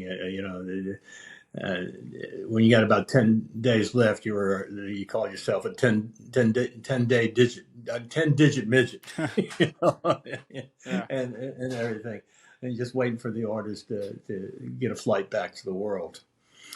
So that was that's kind of what kept you going through the year. It was just this. It was I can't really explain it. It's a weird feeling of how you adjust to what's going on. Yeah. Well, And similarly to how people were a little reluctant to put themselves in harm's way at the end of their tour, you served towards the end of the war, and was there any reluctance to put yourself in danger because people knew the war might be ending soon? yeah, the people knew. I mean, I was up with the 4th Infantry for about a month and a half, and they went home after coming back from Cambodia. They were up in the Central Highlands. So we gave up the Central Highlands to the ARVNs, which is a big deal. And there was a reluctance. Sometimes we didn't trust when people had calls for fire at night. They would a unit would call in, the FO would call in what they call it night defensive fires. So in case they got hit, we had targets right away we can fire on. Some of these units we didn't trust that they were actually out there at that place. Yeah. They said they went out there, but they really weren't. One time we were up on the border at Dandruff, and we were pretty much hanging out there. One of the most forward units. And there was Bravo Troop is first of the first Armored Cav were there. And one of the secondary missions was to fall back and help us out if we gotten into some problems, because artillery battery is not in any shape, form, in that situation ready to really defend itself. The guns are all spread out. We don't have the personnel because they're on the guns. We put a couple guys out there for at night for kind of guard duty, but that's kind of what's that going to do? But Bravo Company was given the order to go assist a helicopter that got knocked down, and they refused. They mutinied. I think it's the only documented mutiny in Vietnam. Wow. It might be another, but they refused. So here we are out there, and I'm not sure what became of the unit, but they pulled us back because of that, because we didn't have any support. And so I'm not sure what happened to the unit itself. I'm sure it was not a good situation. I'm sure people were relieved and what have you. But there was a lot of dissension. There was in our main rear area, Camp Red Devil, there were 2 majors who were fragged. And from what I understand, they were killed because they went into a barracks complaining about these guys playing country and Western music too loud. But, and, this is also going on during the Civil Rights Movement. Mm-hmm. There was a lot of white, black, white going on there. So, there was a whole lot going on, just other than just the war. Yeah. Was that, did you experience a whole lot of diversity with the people you served with as well? I had no problems with the NCOs and stuff, but we didn't have. It was mostly in the rear area, and that was basically because these guys are, they're bored. They're on duty for 12 hours, and you sit there and what are you going to do? There's nothing to do. So then you get into these little fights and arguments and what have you, and but we didn't have, and I'm sure it went in because there's a lot about the men in the battery that I didn't know. I mean, I saw them out when they're on the guns when they're doing jobs, working and everything, but I didn't see them when they're in their hooch at night and what they're doing down there. Are they getting to these kind of arguments? Are they smoking? I'm sure they're smoking a little weed. It wasn't a big problem in our unit, but I'm sure they were. I mean, and it was kind of a way of getting out of that war. We would find little vials of heroin, little plastic things about that big here and there. So some of these guys were probably doing some heroin, for all I know. But it was a strange thing. I think it's like the comment was made. I don't want to be the guy that has to turn the light off when we go home. Yeah. When the war's over. And I think the only thing that really saved us in our unit was we had to work together, And I think I had a good battery commander. He didn't, he wasn't like mutiny on the bounty or anything like that. And matter of fact, at one time, one of the guns fired a 100 mil error. Just to say what that is. When we get commands from the FO, they give coordinates, and then our fire direction center would put them into commands to the guns. What powder, what round, what fuse, and the other thing is deflection and quadrant, and a circle for all the civilians is 360 degrees. We had 400 mils in a circle. Well, when you give the commands to the gun, you have deflection, right or left, in mils, quadrant, up and down, in mils. Well, they fired a 100 mil error on deflection. Fortunately, nobody was hurt. It was the base piece, the best gun we got. They're the ones who fire the adjusting rounds, and everybody follows, and then will fire themselves when they get the target adjusted in. It was our best gun, our best gun chief, and what are you going to do? Yeah. I mean, are you going to take him off the guns, make him give him Article 15, bust him down? What effect's that going to have with everybody else? Yeah. Everything. The battery commander decided he was just going to write him up, and if he does one more thing, he's going to get busted big time. And it almost was the right decision to make. Yeah. Because I think if that gun had been taken out and made an example of what was going to be the effect on the rest of the battery. Yeah. So I think those are the situations you had to deal with. Similarly, I know you mentioned the drug use. Were you aware of any drug testing that was going on, or anyone who was, getting punished for their use? No. First sergeant had.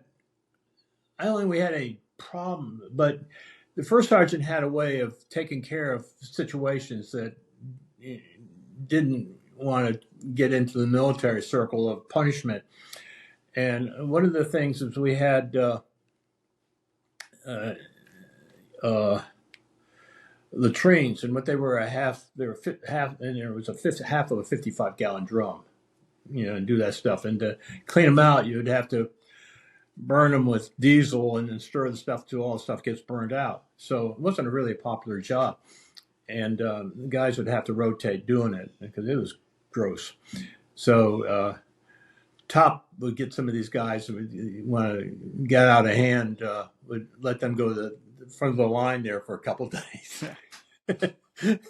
that seemed to convince people that there are better things to do. But, nobody got a military punishment. We didn't have any court-martials in our unit. I think we had a few Article 15s, but God, I could probably put them on our hands. And I really based on the leadership at the top there. That it wasn't. We're not out here to make examples of everybody. We need to get the job done, and things of that nature. Yeah. You've talked a bit about being in Laos. What was that like for you? Well, we couldn't figure it out. We went into Laos, and first of all, we went in, and we had to open up the Khe Sanh combat base, and then we had to open up the road to going into Laos, and then the ARVNs, the Vietnamese army, came in behind us and moved in there, and they had all this nice equipment and everything. And we didn't think this was going to go well. Yeah. I mean, we knew it from the start. We called the Vietnamese ARVNs, we called them, when we talked about it on the radio, we called them the little people, which is not, and we had no confidence in what they would do and wouldn't do.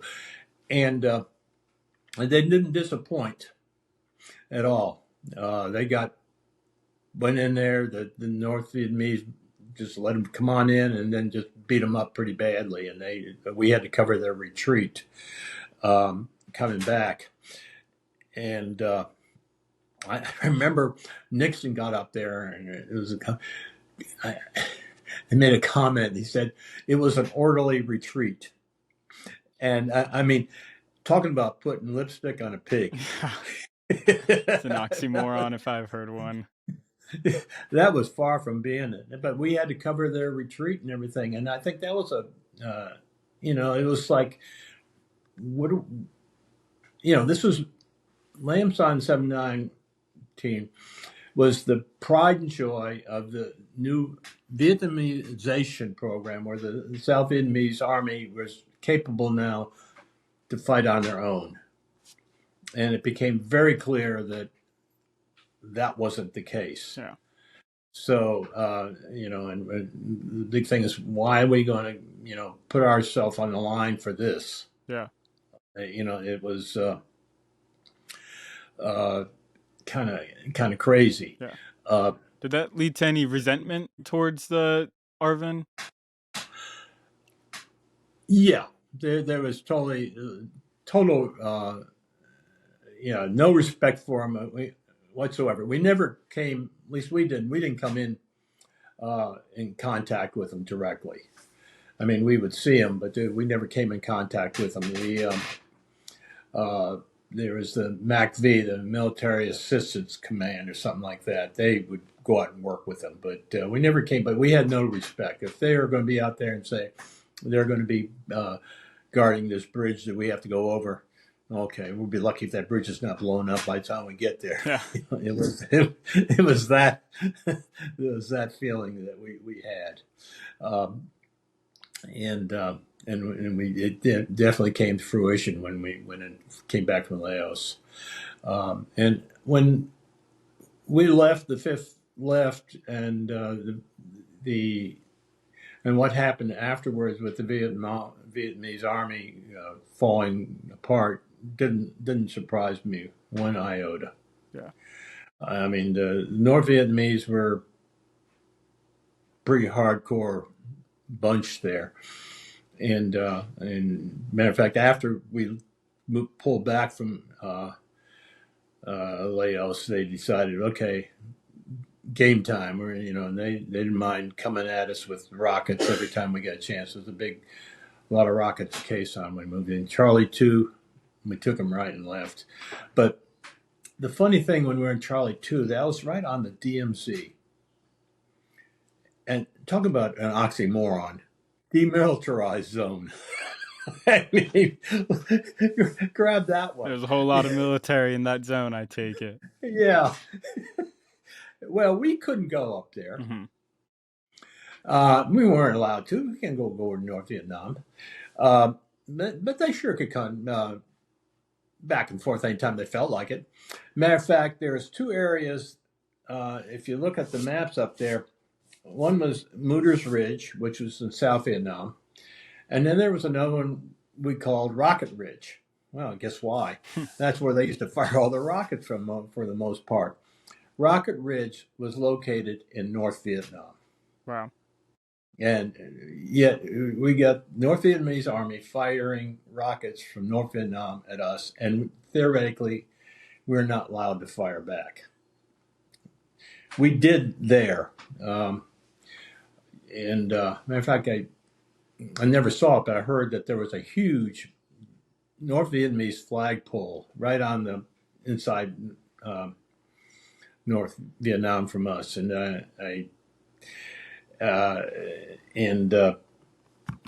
we would fire a fire mission if we got the fire mission got a check fire on it, and we had to around in the tube. We would have to fire it someplace because we couldn't leave it in there and it might cook off. And we would have a grid coordinate that we would fire on, and that was our dump grid, that flagpole. And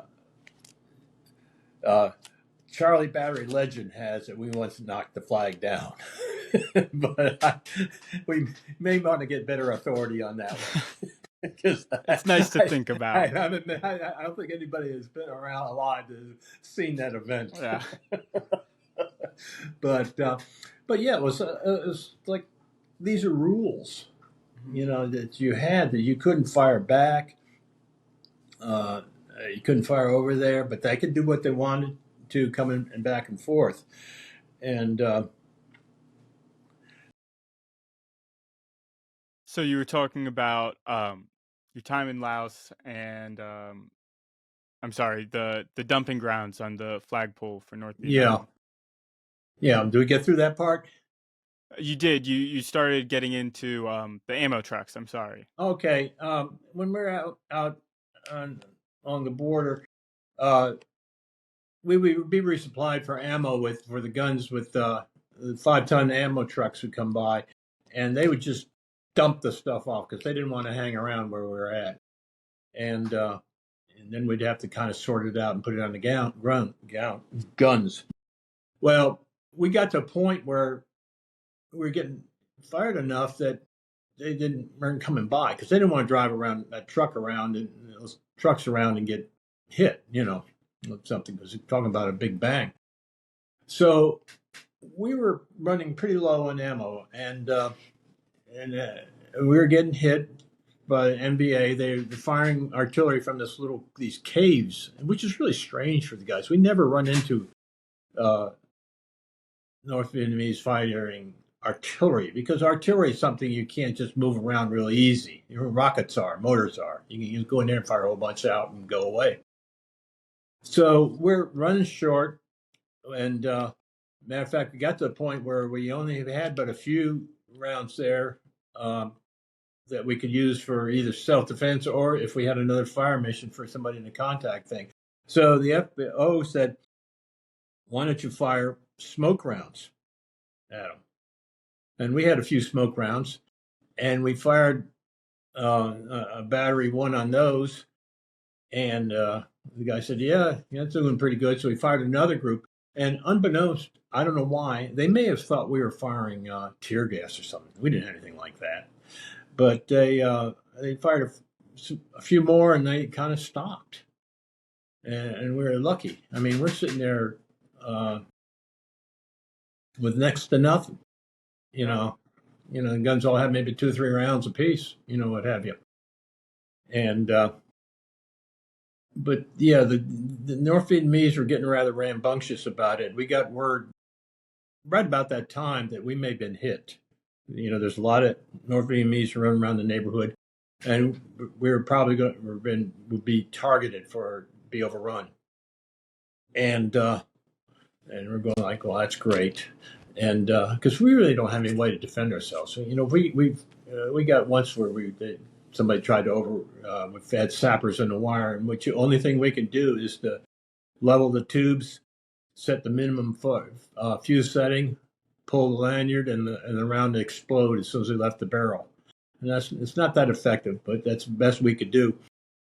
And but never forget, we're sitting there on the berm, Bob Dudley and I. He's the AXO, and we had just a few beers left.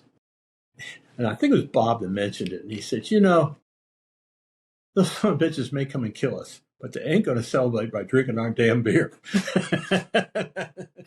So we put down a few of the beers that we had. We didn't even get drunk or anything, but yeah, I'll never forget that. Yeah, some bitches ain't going to celebrate drinking our damn beer and everything.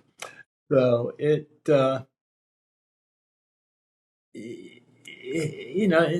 is humor in it all someplace, but not a whole lot. You've discussed the rather grim realities of war, in the moment, and how you dealt with that. How long did it take for you to be able to reflect on those grim realities? And well, I guess it is all there. It never went away. You think about it. I mentioned with my wife, we go to a restaurant, and she always thought I was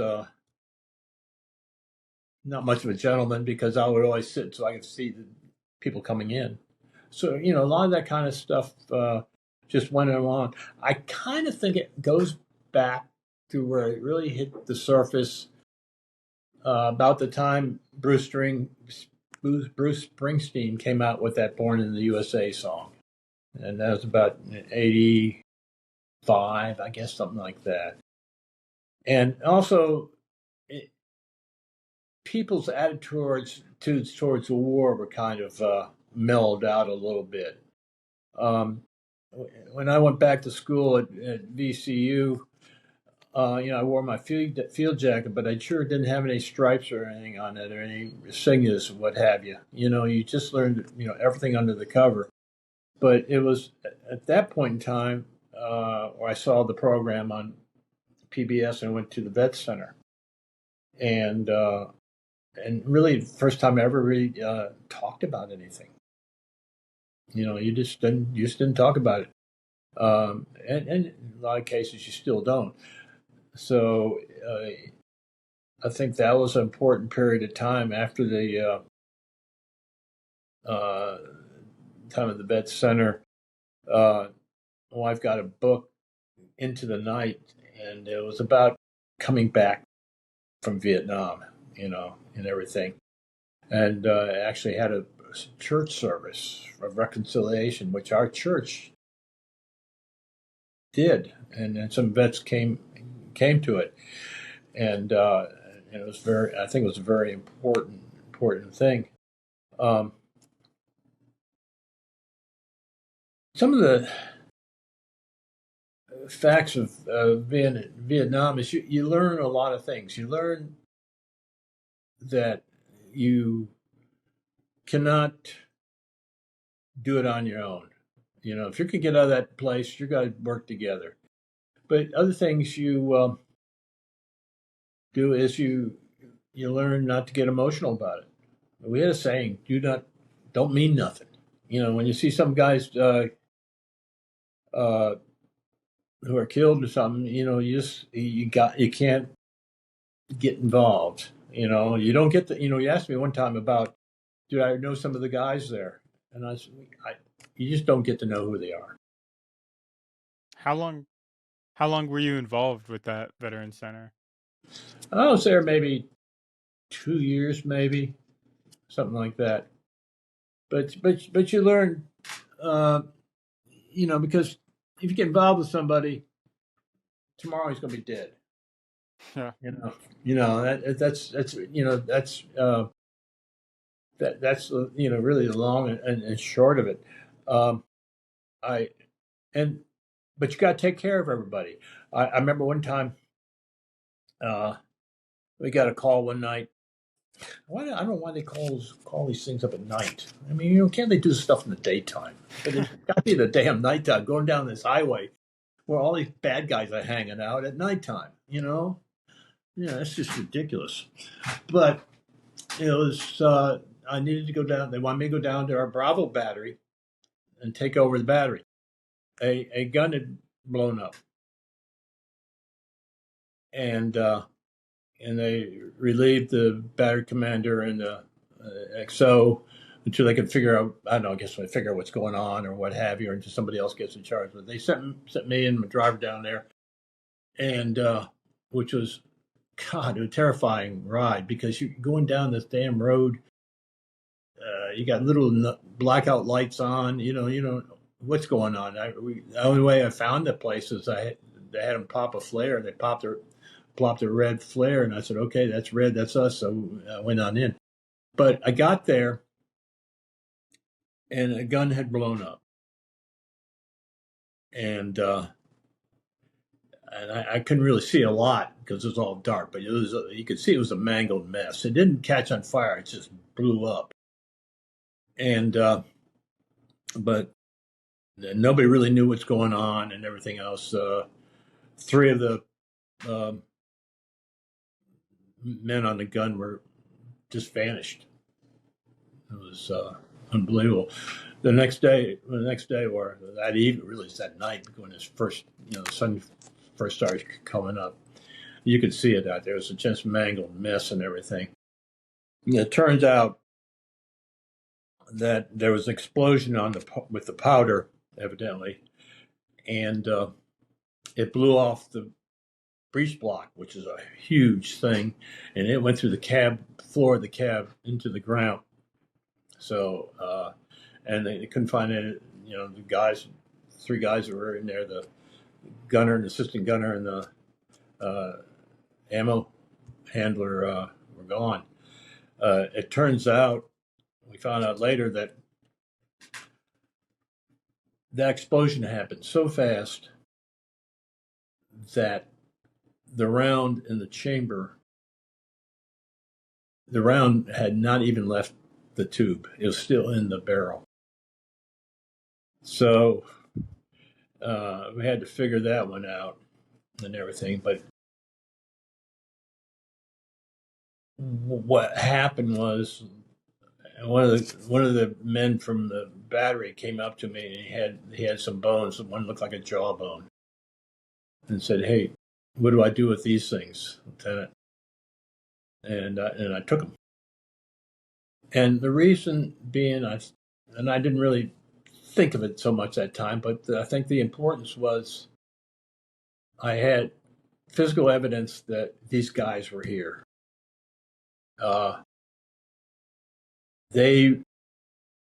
Their parents, their wives, or whatever could be told that, hey, they were killed there. Nothing worse than being told that, hey, your son's MIA. We don't know anything about him. He's somewhere. We have no idea. He's probably dead, but we don't know. So I think that's was the sheer importance of having those bones, and you just and I remember just spending a couple of days walking around with those things in my pocket. I had big pockets in your fatigue pants. It was like, God, and it turned out that they had fired 8-inch howitzer powder. When the ammo trucks came by, they dumped off the wrong powder because we found some powder canisters with that and everything. But I'll never forget that. Yeah. The guy coming up and saying, "Hey, what do I do with these things?" That's terrible. Yeah. Is there anything else that you brought home from Vietnam? Well, I brought my fatigue jacket, brought my boonie hat. Vera, What? Can you get my car keys? My assistant. I'm sure she loves that. He's polite. She's being polite. He knows when I You don't even have to say it. But yeah, you bring back things, but it's really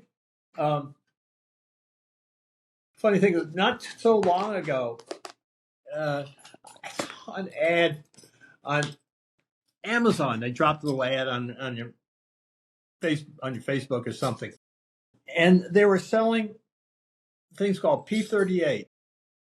P38s was a can opener that came with your pack of sea rations, so you got 3 of them a day. And so I got these P38, and they're selling these things on Amazon for like $10. And I was going like, you gotta kid me. What a ripoff. Yeah. You had 1 million of them. I got 1 million of them. I got a bunch of them. But I put it on Facebook, and this is it here. I don't know if you can see it or not. If you'll hold it down towards there, yeah. There's a P38, and there's my dog tag. And I put a picture of that on Facebook. And you'd be surprised how many veterans have that on their car keys. It's unbelievable. Are you connected with a lot of veterans on Facebook? No, but this thing, when I put a picture of that on there, all these guys were from wherever were going, hey, I got one too. Hey, I got one too. It's like and everything. But I do know where if that thing breaks, I can go get another one. But that thing, it's really handy. I can use it for screwdrivers, open cans, all kinds of good stuff, and everything. But that, yeah, that's the one thing I keep with me at all times: my dog tag and my things. Matter of fact, I can get into the Science Museum free here in Richmond with my dog tag, and that's special. That's awfully cool. I get 10% off at Lowe's. That was worth getting shot at, wasn't it? But there's a lot of things. We used to get visitors up when we were at Charlie 2, and it was quite a crew.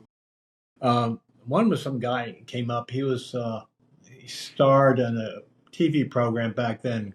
I think it's Combat. I looked it up, and it was about these guys in World War II going from Normandy on through Europe, and supposedly it was fairly accurate. But I remember that guy coming up to us and visiting us, and I'm going like, what do you know about it? Who the hell are you? And then and I think he was a cardinal came up there. I don't know why he was coming up to visit us, but all I didn't remember that is I got a picture of him sending it to my grandma. That made her happy. But he's good for something then. Yeah, he is good for something. We didn't get many visitors at Charlie 2 because the road from Alpha 4 by coming down to Charlie 2 on down to Q09 at the village called Camp Low. Road defined by your terms and road defined by our terms are a little different. Yeah. Yeah, they didn't have interstate. And that road would be mined all the time. The engineers are always sweeping for mines there. So the positive thing about that is nobody from our battalion or higher headquarters would ever come visit us. So, hey, you can't go wrong with that. You don't need some colonel or major up there, messing around with us and everything. But we did get one group, and I got to give a big shout out to them, Donut Dollies. I don't know if you ever heard about them. I have. They came up, I think it was about 3 or 4 of them, visited us, and I remember them doing their little thing on top of the fire direction bunker. And they had a little game. They had a grease board and everything and doing all kinds of things. But those girls meant the world to those guys. All of a sudden, this was for a half an hour, they were back home. Yeah. And so those girls have volunteered with the Red Cross to come over, and some of them were in pretty bad locations, and I just I couldn't say enough for them. They were special, and that I'll never forget that day. They really put the smiles on the guys. Yeah. But Outside of, oh, I'm sorry, proceed. yeah, go ahead. Outside of your visitors, was there any other way that you were able to connect with home? Well, there was one other visitor Okay. when we were out at Lang Vey.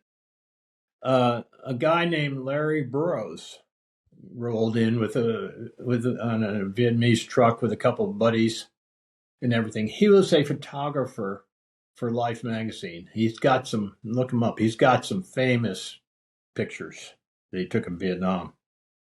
I think the most famous one is a couple guys helping out a wounded guy.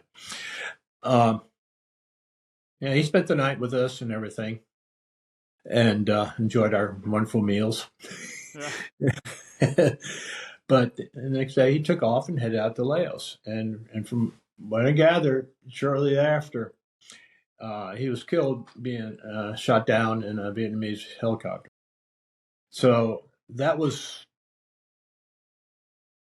here's somebody who's really important and got killed, and guys trying to put out the word on everything. But yeah, you mentioned writing home and everything. Mail, we call it the Pony Express. That was a big deal. Yeah. I mean, and there were guys who would get no letters at all. You had to go out to them. I mean, when the supply chopper came in and dropped off the mail bags, I mean, that was the big deal. The other thing they had, you could call home. And what you had to do is it was through a radio, like a military radio, Not your cell phone? No, not cell phone. Cell phone. It was, like you had to play over and out and all that kind of stuff. And they would set you up with another radio station, and that would hit you up with another radio station, and would hook up to whoever you say you want to call your family or something. So you had to say, every time you say something, you had to say over and out, and they had to say over and out, and everybody would screw it up, and the connection would be gone. So that didn't work out too well. But yeah,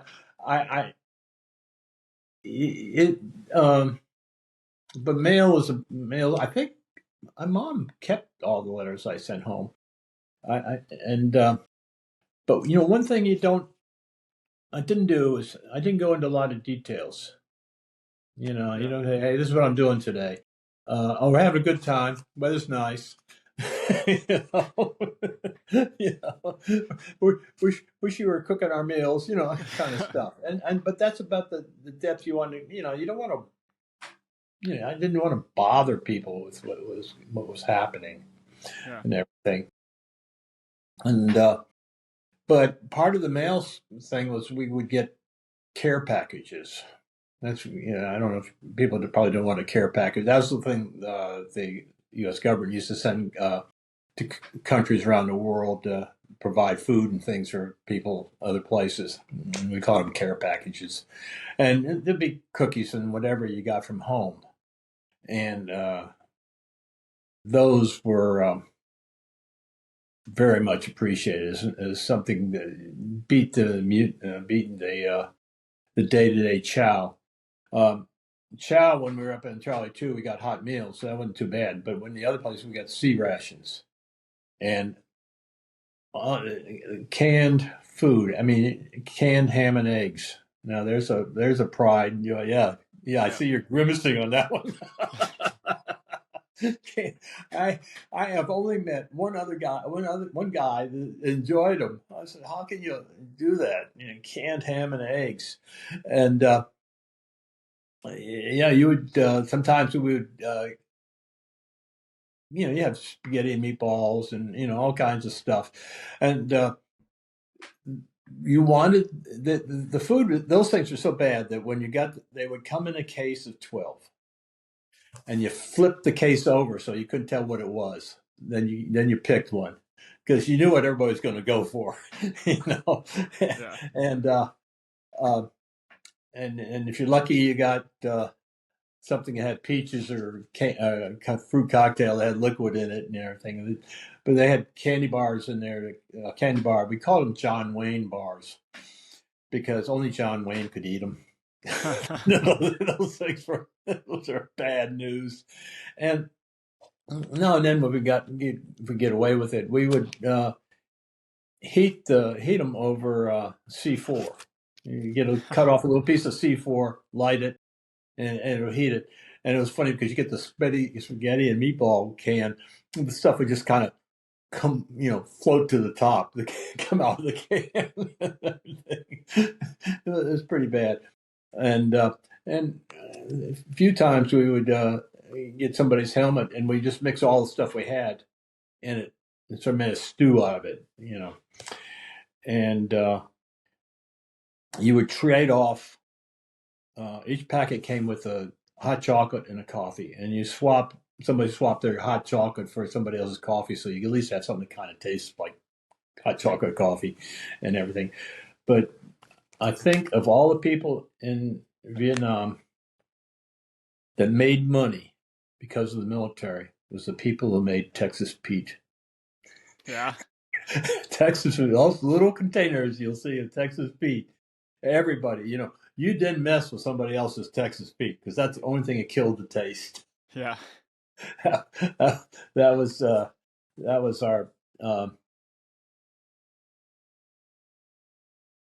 good old Texas Pete. Put that on everything. Oh man, but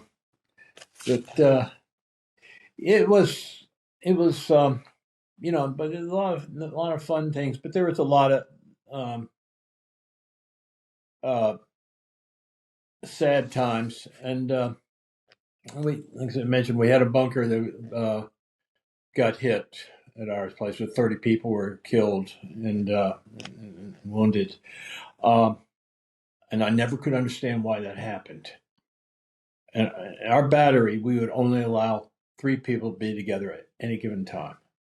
That was the rule, and the reason being is we don't want to go a lot of people getting taken out.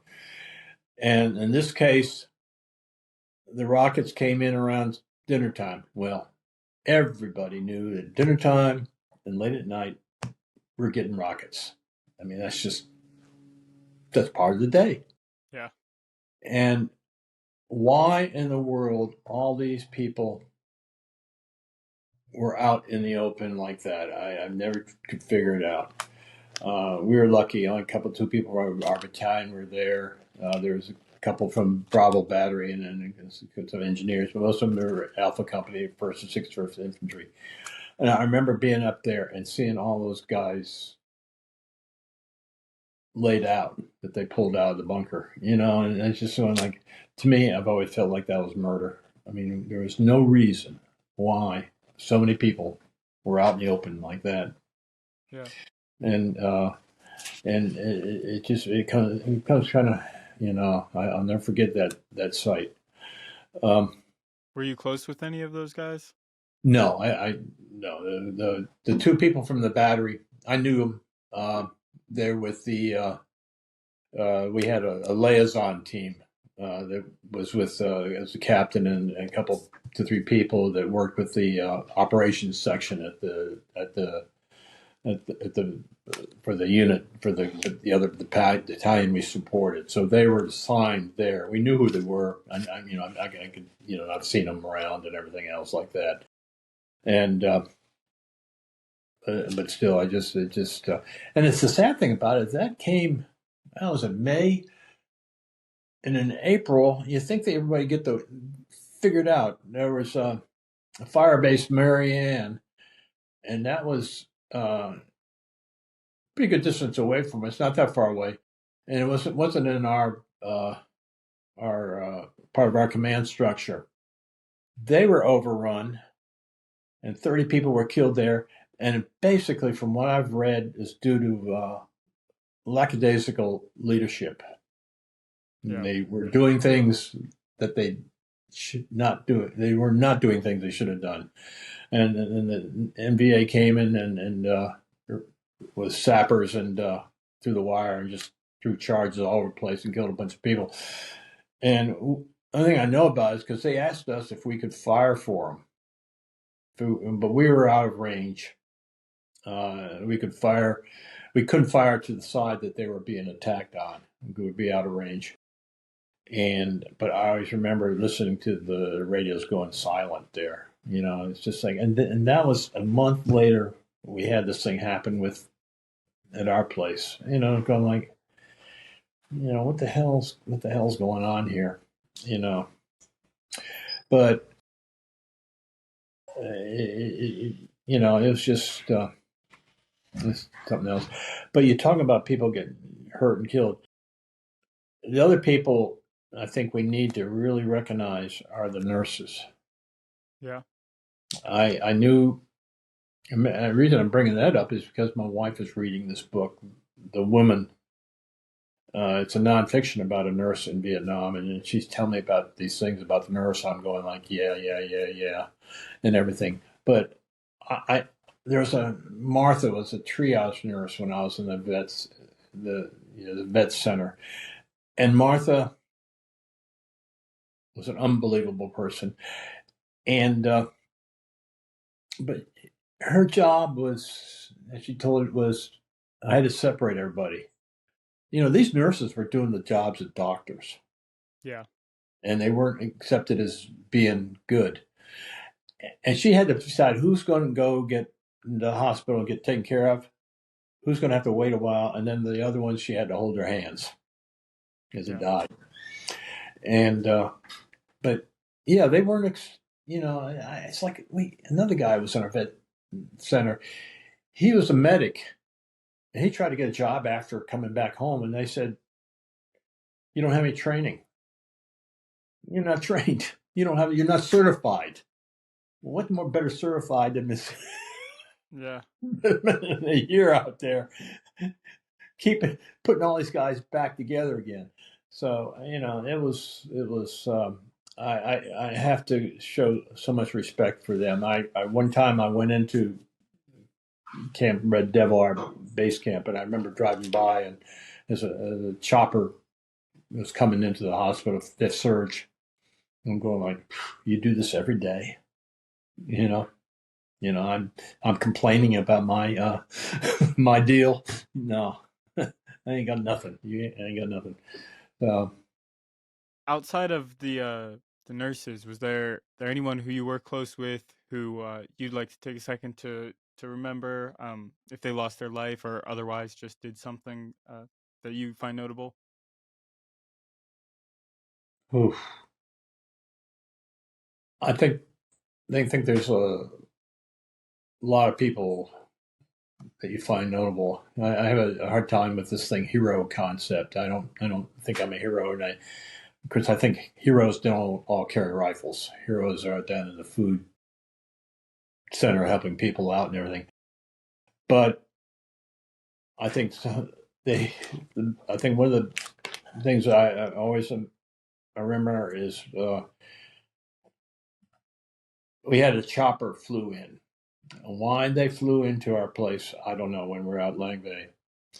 And it landed. They must have been having problems with the engine. I don't know anything, but we're in the middle of a mortar attack. And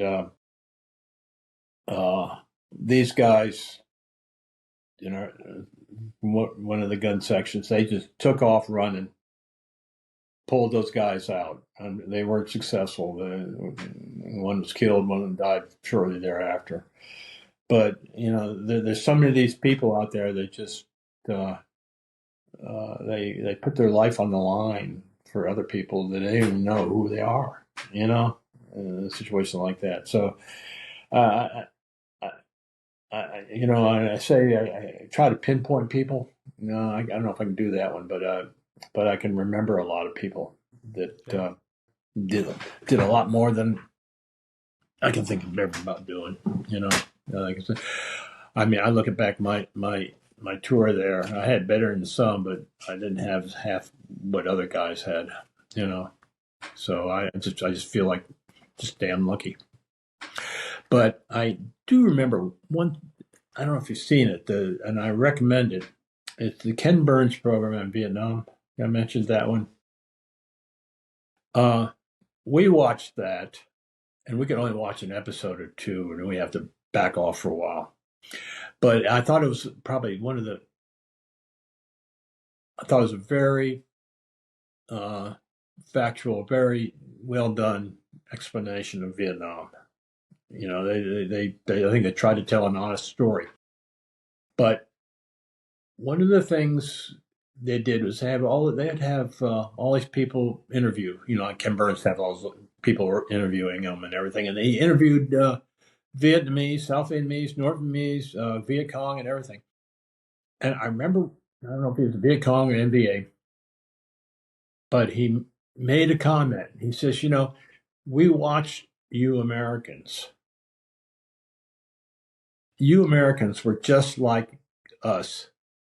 You cried for your dead. Yeah. And I think that says a lot about,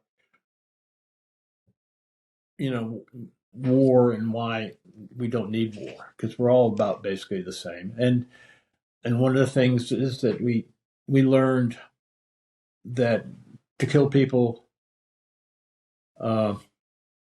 you had to debase them. You know, I don't think you can kill a human being. I don't think it's possible.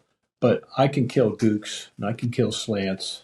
You know, they did in World War II, Japs, Krauts. You know, you have to make somebody lower than human, and then you can do it.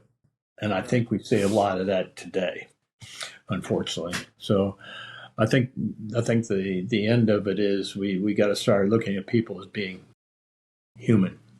Yeah.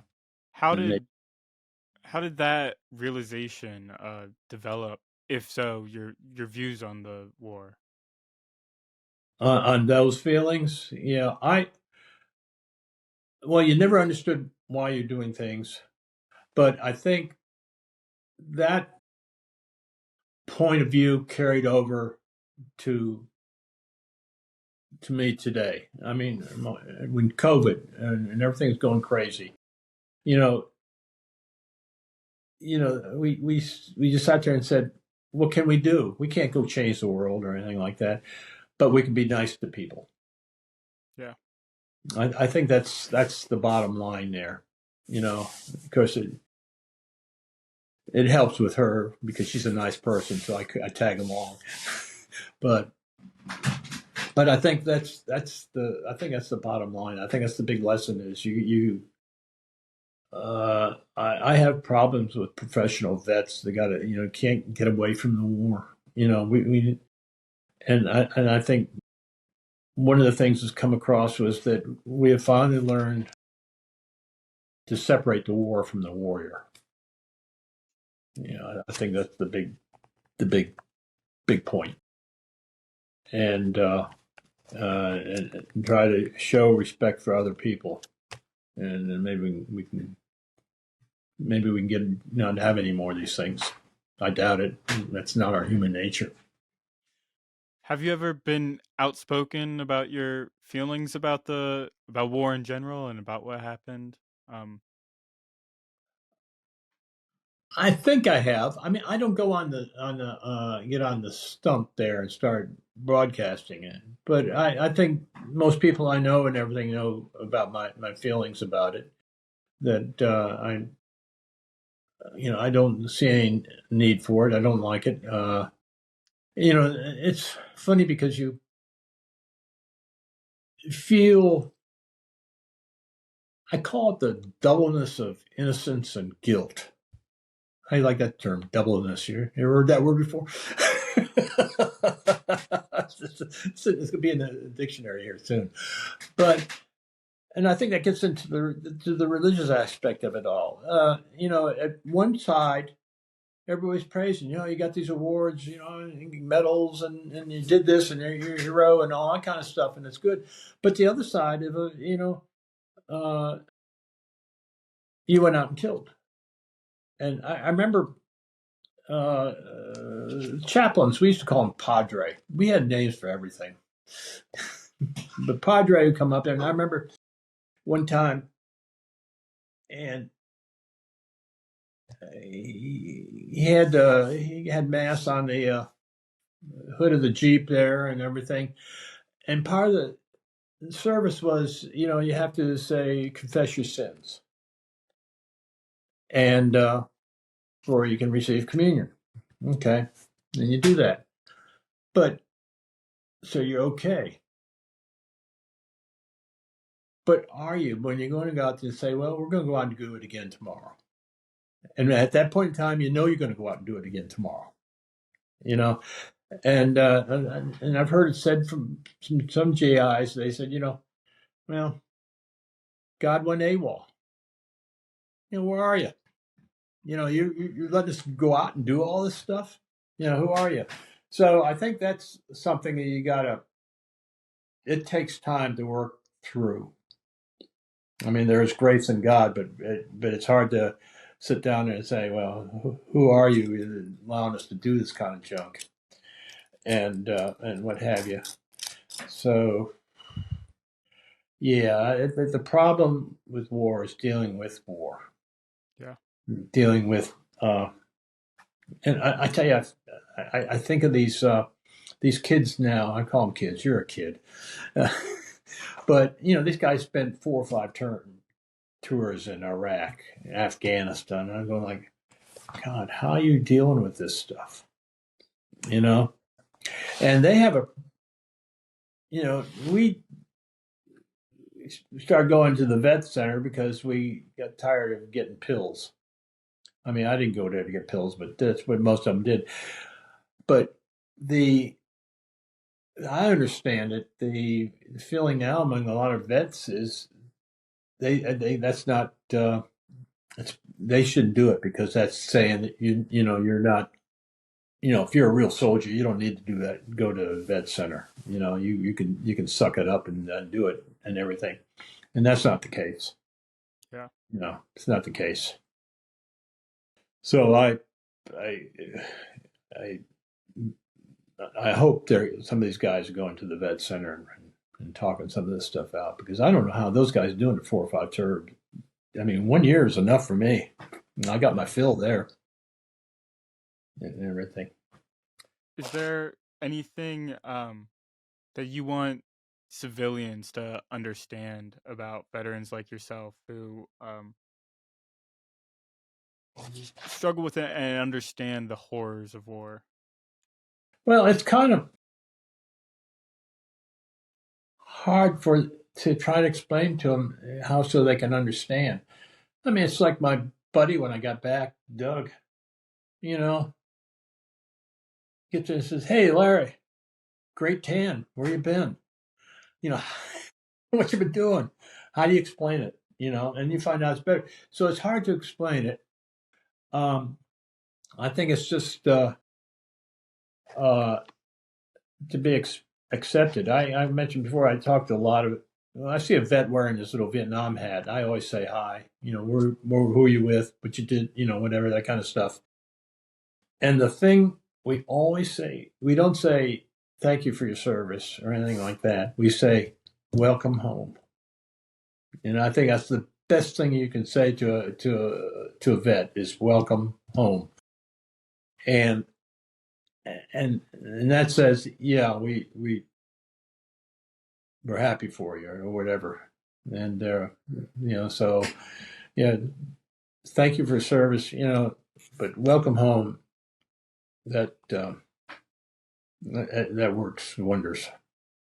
You've talked a couple of times about some connections you've had with just individuals, but you've also discussed that you weren't particularly involved with any organizations. Is there a reason that you felt more comfortable, making that connection with just people as opposed to getting involved in a big thing? VFW.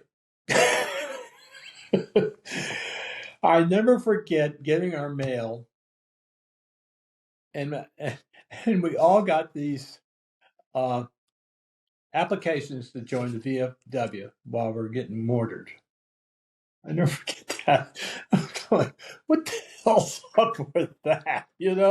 And that turned me off of that group. All they wanted is my membership fee when I'm getting shot. And I really have no interest in VFW, the American Legion, or whatever those groups are. I really have no desire to join, go down to their little VFW hall and sit around, drink beer, and talk war stories. That has no real meaning to me, and that to me it's just and some of those guys like that, and I'm being real picking on everybody in one category, so it's not fair. But I think some of these guys are sitting around and talk about war stories all day long are what I call professional vets. They got to be talking about it all the time. And I mean, when I see some of these guys, with the Vietnam hats, I mean, we'll spend 5 minutes, 10 minutes, maybe try chit chatting, and everything. But hang around and get. And when I did the Mighty Pen project at the Virginia War Memorial and did the writings there, there's a couple guys. I mean, one guy, I swear to God, you must have been in a firefight every day you were there. God, this ain't right, man. You've been writing for 3 or 4 years, but one after the other. I'm going like, good God, Mission barbecue. Yeah, and I'm going like, man, I just don't want to be around somebody like that because I like to let some of it go by.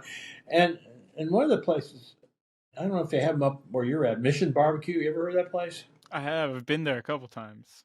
And I feel strange, doing the Star Spangled Banner at lunchtime and everything. And I too much warm fuzzies. You know what I mean? Yeah. Yeah. I just don't feel good about that. Or comfortable, right? I know it's not good. I just don't feel, it just, yeah, I can do without it. I mean, barbecue's so-so, but.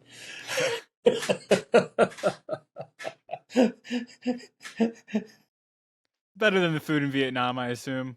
Yeah, better than that. Better than canned ham and eggs, that's for sure. Can you imagine something like that? Canned ham and eggs? Oh. That sounds terrible.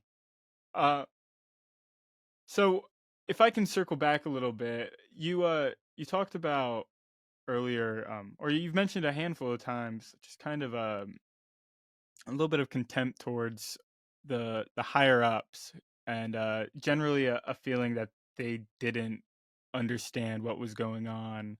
Can you elaborate on that some? Well, we can drill up to the overall war purpose, which I don't think anybody really had a purpose. And I looked down at some of the lower decisions were made, and you question them like, why are we doing this? Why are we going there? It doesn't make any sense. And I think a good example is the DMZ. We had rules. I mean, to me, rules of war. There is only one rule of war: kill or be killed. That's it. That's the deal. But we would have rules where you can't fire back under situations. Especially it came out after the My Lai incident, where you had to get permission on some fire missions from village chiefs and all this kind of stuff. And God, yeah, if anybody, these guys are probably on the take with the NVA or something. You know what I mean? Yeah. But the going in there into Laos, I mean, everybody knew that thing was going to be a flat-out failure. The military and I think the political government failed to realize that this is not a winnable situation. And sure, but in Tet 68 we wiped out the Viet Cong, but there's a heck of a lot of those NBA dudes running around the neighborhood, and so it was never, to me, never a purpose. What was our purpose, Um, and it's beyond me that we got a line sitting there on a map that says we can't cross and go after the guys that are bothering us. We just have to wait until they come down here and mess with them then. But it just it's a lack of purpose. You mentioned My Lai and the villages. Did you have a whole lot of interactions with civilians in Vietnam? Not too much. We had right south of us on the road there at Q09 was Cam Low, and then go down Q09 towards our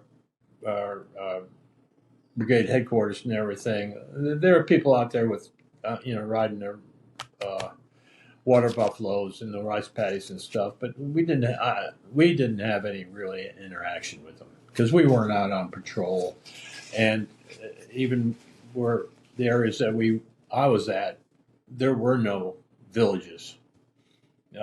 If you look at the map up there, you can see these little signs for villages and it says destroyed, destroyed, destroyed. So anything north of Q09 and anything west of Khe Sanh, if you were out there, you're a bad guy. So I didn't have any. I mean, I saw them. I remember going through Quan Tri City, seeing the marketplaces and everything, and I was kind of. What really surprised me there was all the French buildings, French-style houses, because French were there forever and a day. Right, first Indochina War. Yeah, in the China War. But no, I never really had. I remember going into a village or something, and what I always remembered was the nervous smile they had. It wasn't just a regular smile; it was how nervous they were, and I think it was fear. I mean, we are all powerful. We control who lives and dies. We walk in one of those little villages when you think about it. Not that we did, but in their minds, we controlled what happened to them. So I think in a lot of respects, I think the local villages were afraid of it. And I think they just wanted everybody to go away. Leave us alone. We're okay. We're okay without you. We did it for thousands of years before this. I don't know what do you need you for? So I think that was probably part of the thing. If you don't mind, I'd like to circle back to earlier we were discussing, the race relations in the military. Yeah. How did that compare to, your upbringing, and how, if at all, did that change your worldview and perspective? Well, I was a little white boy in Roanoke, quite frankly, and I had no contact with black kids. It's just, I mean, they lived in one part of Roanoke. I lived in one part of Roanoke, and that was fine. And matter of fact, back then it was against the law for them to drink from the same water fountain I did. It was illegal. So I really didn't have much contact. Roanoke almost was, as far as world view on anything, was kind of might as well have been a planet roaming around out by Pluto or something. It wasn't too sophisticated. But when you get in the Army, you don't get to say, "Hey, I want to be in this company with all these cool kids." You're in there, and you, and when you get in the battery, you're in with everybody. So your NCOs are black, the NCOs are white, so the gunners are white. you have to deal with all of them on it as an individual. You can't, you can't sit down and say, okay, you're the good people and you're the bad people. And you had to learn, you really had to learn about them. You're not that you got out there and did socialize or anything like that, but you had to, it's learning about people you never met before. So, and learning to respect them as you can. I mean, it was hard, some of the attitudes that they may have had, the Black Panther, they weren't Black Panthers, but there was a lot of black pride and everything. But you couldn't let that get under your, when they mouth off about something, you can't let that get under your skin. Yeah. You got to see it for what it is and let it go. And again, it gets to be respect. If you respect them, they'll respect you, and that's where what it really boils down to. But it was a learning experience. Yeah, it truly was. Was it did it affect any of your perspectives on the current events in the United States when you were coming home? When I came home, it was kind of hard. It was, I think it was hard just from the point of view that, wow, what's going on here? I didn't realize that, how blacks were treated in any shape, form, when I came home. I mean, that was just entirely new to me. What was going on in Selma, Alabama, that was something that was alien to me. But I kind of feel blessed that I got to know some of these soldiers over there. So it wasn't like I was, bumping up against something I'd never, seen. But I think learning about the discrimination, the abuse, and everything is something that happened over time.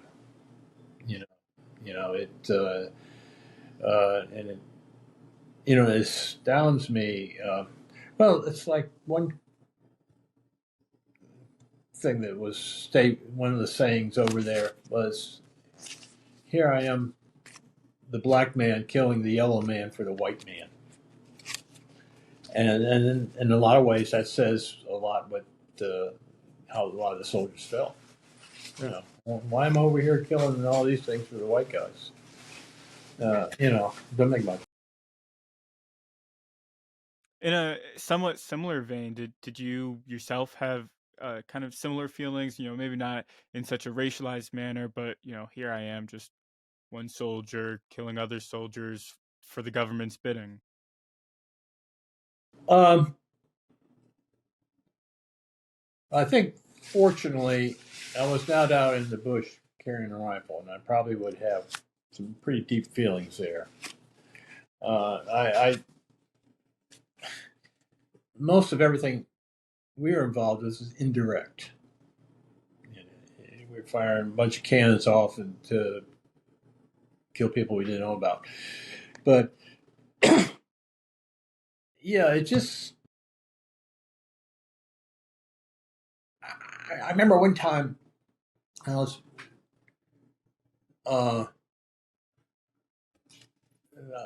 flying an aerial observer, and it was about my last month or so there.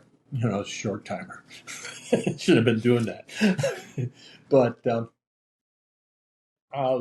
we were out flying west of Alpha 4 and Charlie 2 on this place called Mooters Ridge, where we used to get a lot of rockets come out of.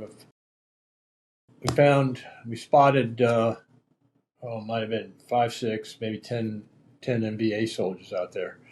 And that's pretty rare to catch them in the open there. And my job would have been to call in some artillery on them. But we checked if any Charlie horse was in the area. Charlie horse was air cav unit. They had the Cobra gunships, and uh, so they came on station and fired rockets at them and pretty much ruined their day.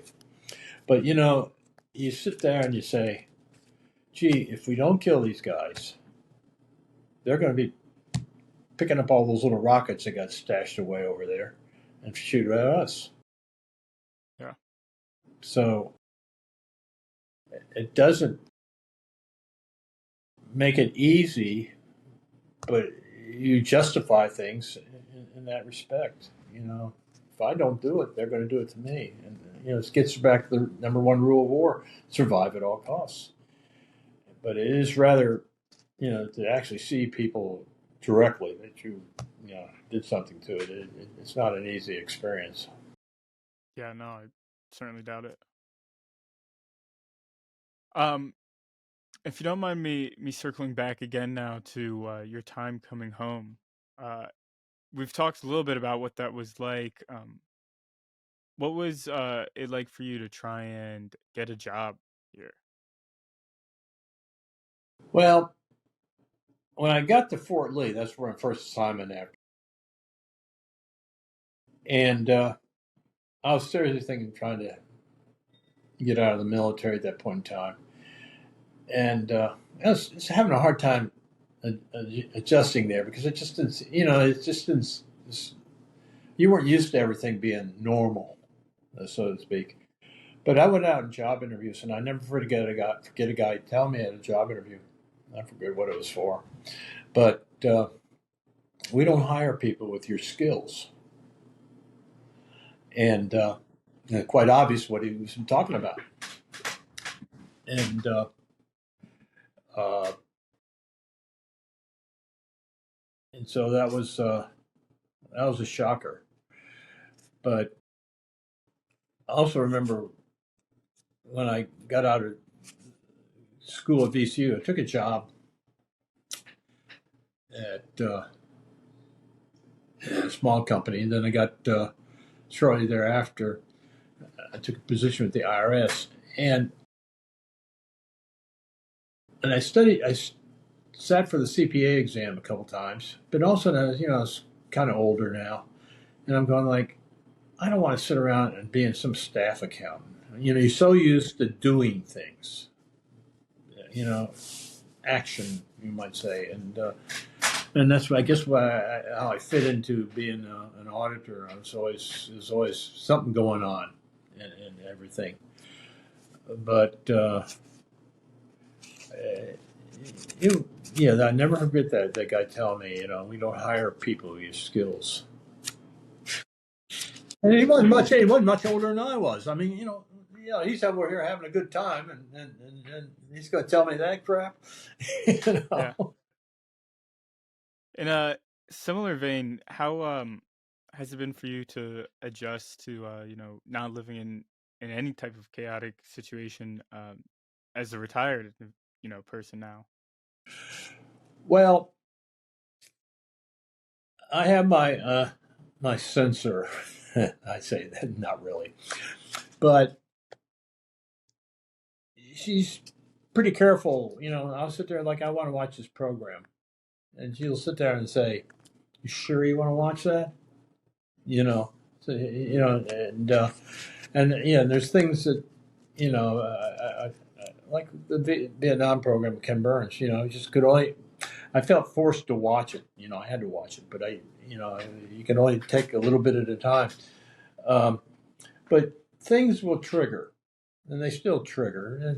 And I don't have hot flashes at night and nightmares and that kind of stuff. But things will bring back things that happened, and I guess that's okay. I mean, I'm consider myself again lucky. I don't have a lot of some of these guys do. Some of these guys came back and they had to sleep with a pistol underneath their pillow, that kind of stuff. I didn't ever have to do any of that kind of stuff. So, What do you experience when you talk about having these triggers? well, I think that ones I have, I think are fairly mild now. I think I pretty much. I mean, you can't forget it, but I don't think I don't dwell on it like maybe it did before. I mean, before I used to think about it all the time. Is it Uh, mostly just memories that yeah, memories. Yeah, it's resurface? memories. It's memories, I gotcha.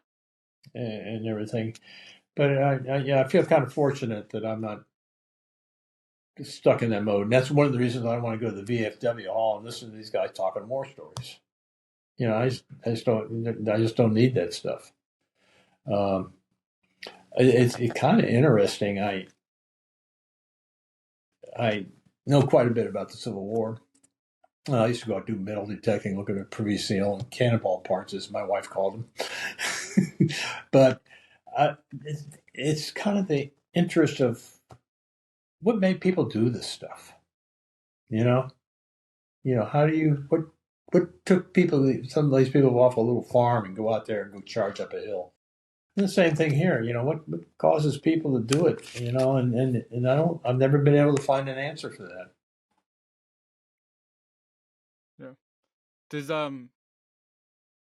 do you think that talking about your history, things like this interview, helps your triggers, or does it bring them on? Well, I've remembered a lot of things that I'd totally forgotten about.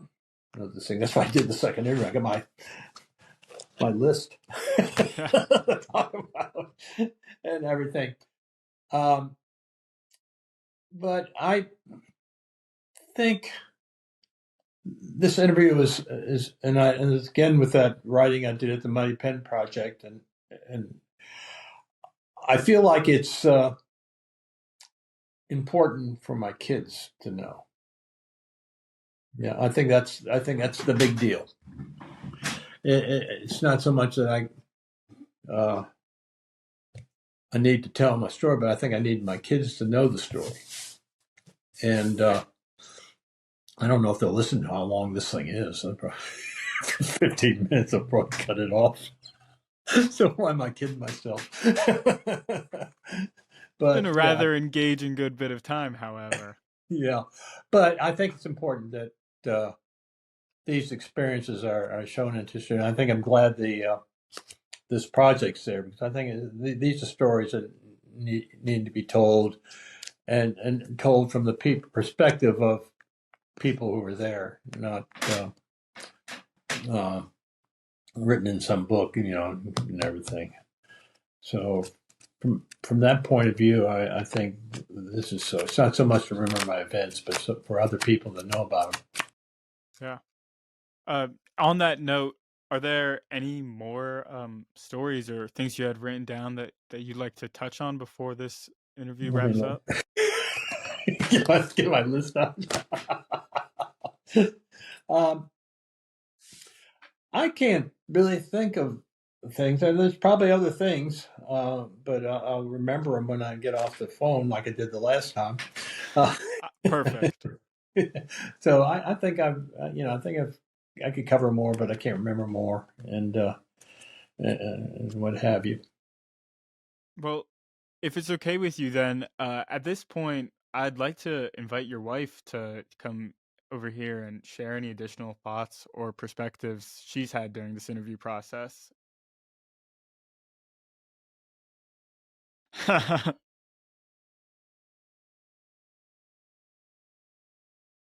With Lawrence Meyer.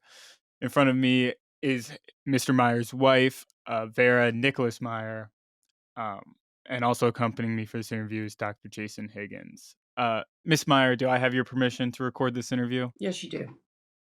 Thank you. Miss Meyer, during the interview process, did you have any thoughts or perspectives that you cared to share with us? Um, okay. When I was a charter member for the Youth for Nixon, I guess my freshman year in college or either my senior year, I had a card and had a little N button on it. Goldwater supporter. When the Pueblo was captured by North Korea. And the Americans didn't do what I thought they should have done. I started changing and questioning the American government. And that also led to me questioning war in general, the war in Vietnam. I'd seen a lot of people come back, Marines mainly, because early on, that's who was over there that I came in contact with. I remember that this all evolved in the late 60s when I was in college. So I graduated in 1969 from Virginia Commonwealth University. I was never involved in any protest. That came, I think the first protest was at Virginia Tech in the state of Virginia. There were some at other schools later, but I was not in that. As the war went on, I became more concerned with the body bags coming home. And especially at first when it wasn't reported correctly.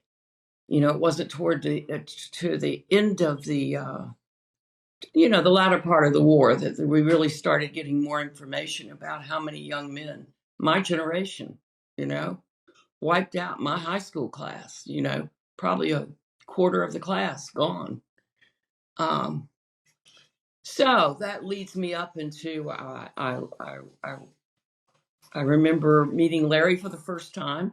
He was told I was setting out with my older neighbor eating lunch, and he was going up and down the fence. How much trash can you throw out, And so I remember going over there, and Annie and I asked him to come join us. And I said, well, what have you been doing?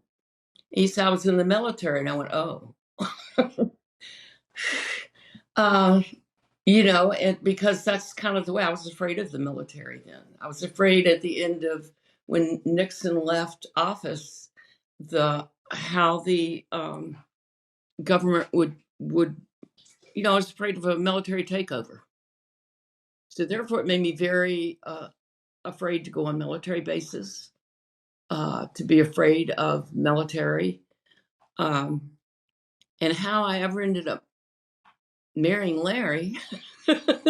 It's just kind of a miracle. Maybe it was really meant to be. I mean, who knows?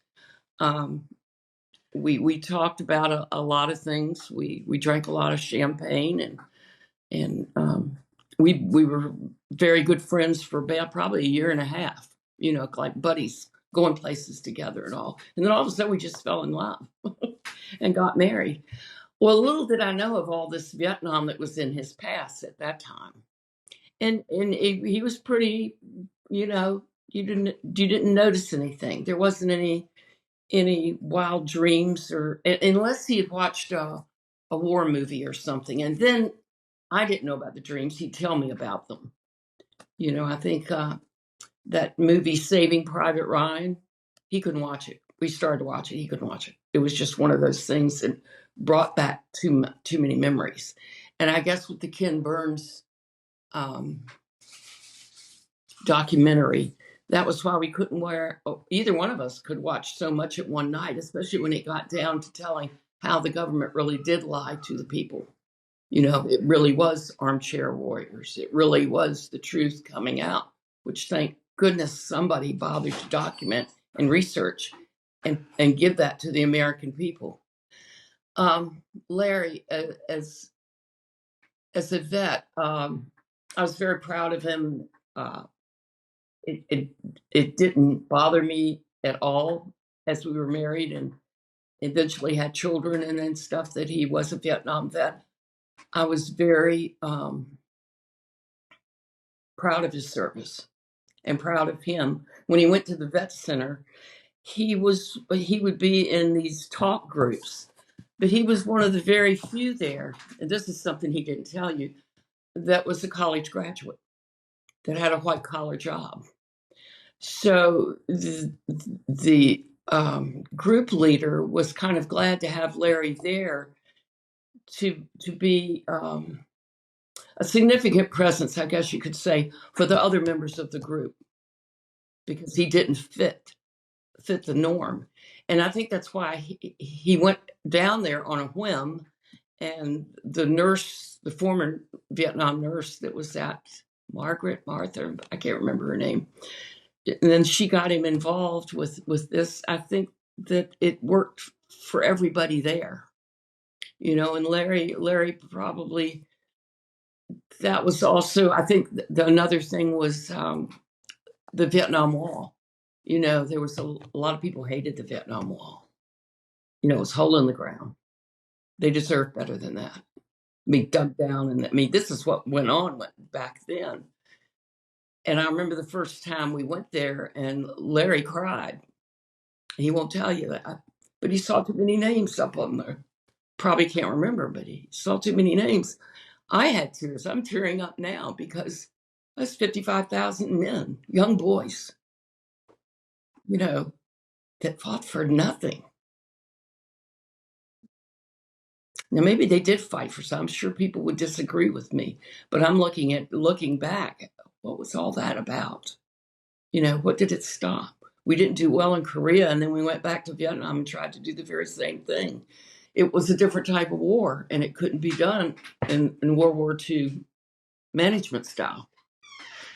I know I'm jumping around, but I always had the feeling that if you're going to fight the war, go fight it. You know, if you're going to really fight the war, go drop a bomb, you know, like they ended World War II. Not that I agree with that, but it's better than losing all the lives we lost. And we had nothing compared to what the other countries had. Living with a vet, Larry probably be the last one to get gas in a gas tank if it was nearing on empty. You know where the little light goes on, it says you've got so many more miles? He'd push it. And he's still like that in a lot of ways.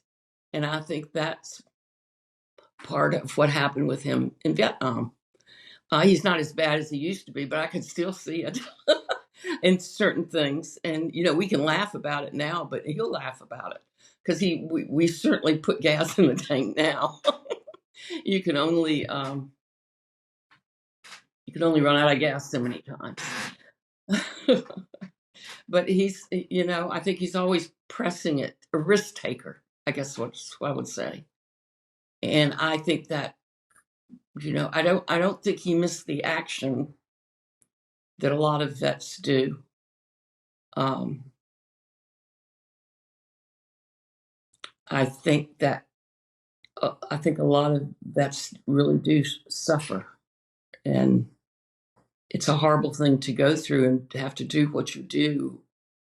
I think if he had really been on platoon in the jungle, it might have been different. I can't imagine who was running point in the jungle. You know, what a dangerous thing to do. Not that he wasn't in danger all the time, not only danger, but he also was responsible for people. And I think it's made him a better man. I think he cares about people. You know, I think he cares about all people. He, you know, we have a Black Lives Matter flag out in front of our house. And I'm not sure any of that would be possible if he had not gone through Vietnam and experienced some of the things he did. Does that answer any of your questions? That answers many of my questions. I know I jumped around a lot, but I wasn't prepared. So maybe it's good I wasn't prepared. Sometimes that's where the best stuff comes from. Yeah. You clearly seem like a very compassionate woman. So what was that like for you to hear Mr. Meier talk about some of his stories whenever he finally did start opening up about that more? It made me proud that he would talk about them, because so many don't. We have a lot of friends that are Vietnam vets won't open their mouths about anything. We have a lot of friends that never served and won't open their mouth about the war. Yeah, nobody wants to talk about it. So I think it takes a brave person, a person of substance, to You and I are articulate, certainly in agreement of that. yeah, to articulate what they can do, what they did, and the ramifications of a lot of it. You clearly started a family with Mr. Meier. Less so than how did his Mr. Meier's service affect him, but how did his service affect both you and the lives of your children as well? Oh, I don't know if it really affected us. He was very open about it. They both know about the stories that he's written, um, the verbal stories that he's told at a place called a group, Secretly All. That when they have storytellers there, there's hundreds of people. It's just amazing. Again, the fact that he could stand up and talk about things. I think both of you have read the two stories that he wrote, that the two most, I guess, well known of those. I think his kids, our children, have always been proud of his service. We haven't really gone too much into the rights or wrongs or positives or negatives because they're not really interested. Most of them don't even know that much about Vietnam. I know Larry talked to a lot of, it's been years ago, but at apropos times, talked to other middle schools and high schools about the Vietnam War because it wasn't in the school books. I don't know if it is now or not. I don't even know if they teach history anymore. Our kid's not young now. So I never saw, Larry's been a great father. I've never seen him really lose his temper at all with his kids, where a violent side would come out. No, there's been none of that. So we're lucky. Yeah. Was there ever a time where you felt inclined to motivate Mr. Meier to go to more of those veterans organizations or anything like that? No. Well, I remember him saying when he first, I think he went to one or some meeting, it was all World War II. They didn't want to have anything to do with the Vietnam veteran. Plus what I heard today, about his viewpoints, but that he never really wanted to go back. It never, he had plenty of times he could have, but it just wasn't what he wanted to do. You don't want to mull over stuff over and over and over again. It's glorifying war, and neither one of us really like war that much. I remember when the first invasion in Iraq,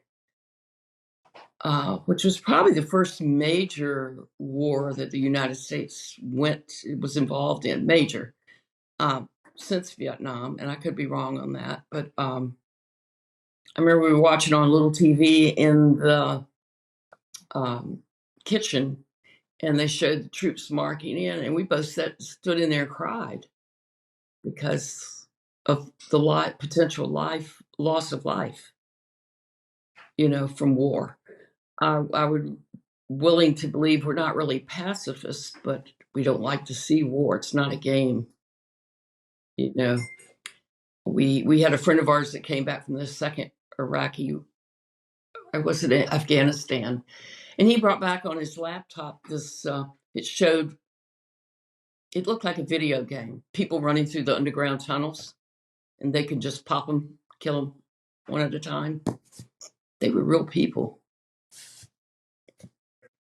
That was hard. And that guy did 3 tours, so I don't know what he's doing. I think he's all right now, but he's had some problems too. So at least Larry didn't have that to look at. They didn't have the technology there. Was what was it like for you, not so much in your relationship with Mr. Meier, but just being around as there are so many veterans returning home? Um, did you notice any trends? Did you, I don't know, see what the way that they were changed by war before you met Mr. Meier? A lot of them were pretty wild, real party guys, and not knowing what the people went through. You look back on things and you kind of, oh yeah.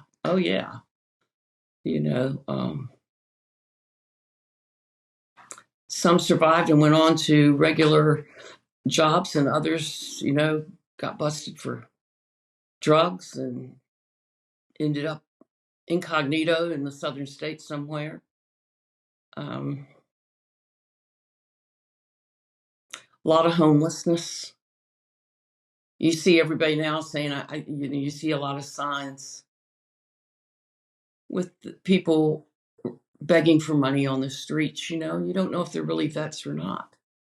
You can't trust that. Back in the day, you could trust it. They were really homeless vets. They had nowhere to go. They couldn't fit in anywhere after serving, which is a sad thing.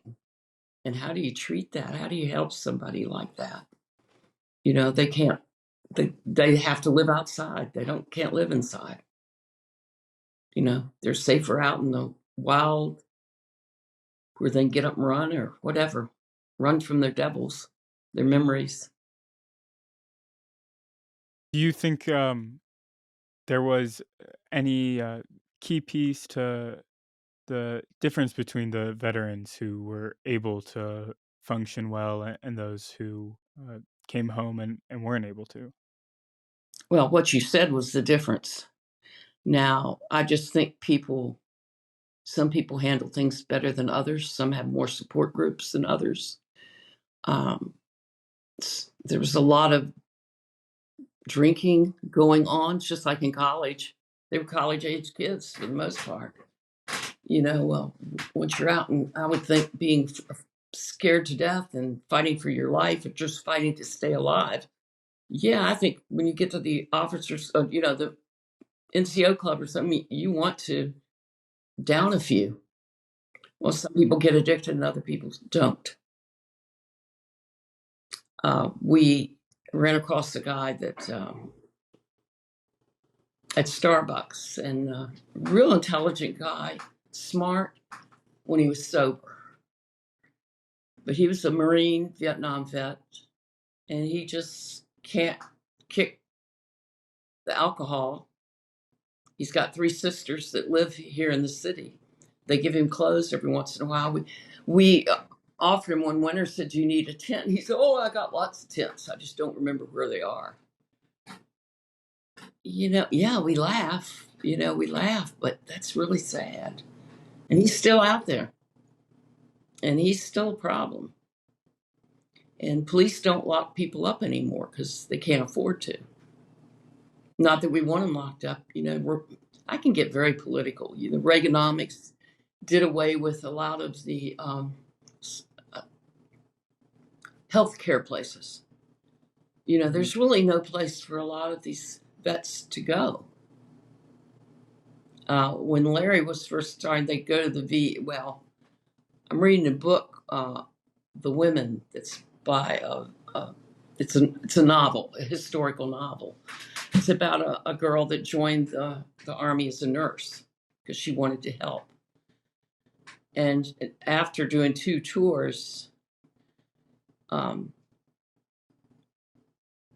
she went to the VA, and they told her she wasn't they don't treat women there because she wasn't in combat.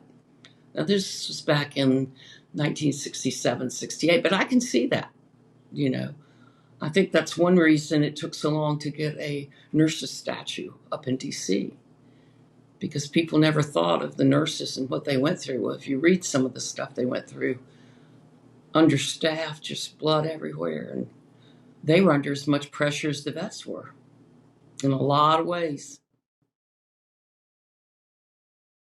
If there was one thing, and I know you mentioned drug abuse, but if there was one thing that you had to emphasize to returning veterans to to pass a message to them to help them, what would it be? That's a tough one. For one thing, if they're having problems, they don't want to hear anything from me. I'm like their mother. Gosh. They were strong enough to get through it. They're strong enough to make peace with themselves and the real world when they come back. How they find that peace or get the help they need, if they're willing to accept it, that's another story. It's no easy answers. None whatsoever. And for wives, I just can't imagine what wives go through. There's probably things I've never had to experience, and I hope I never do. Yeah. Blessing for sure. Yes. Well, Mrs. Meier, unless you have anything you'd like to add, I think that's all I've got for you. That's fine.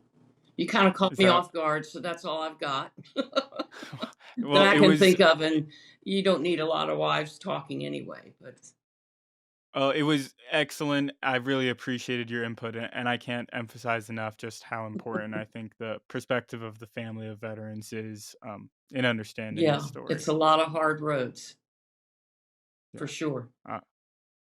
Thank you so much for being willing to share it. Okay.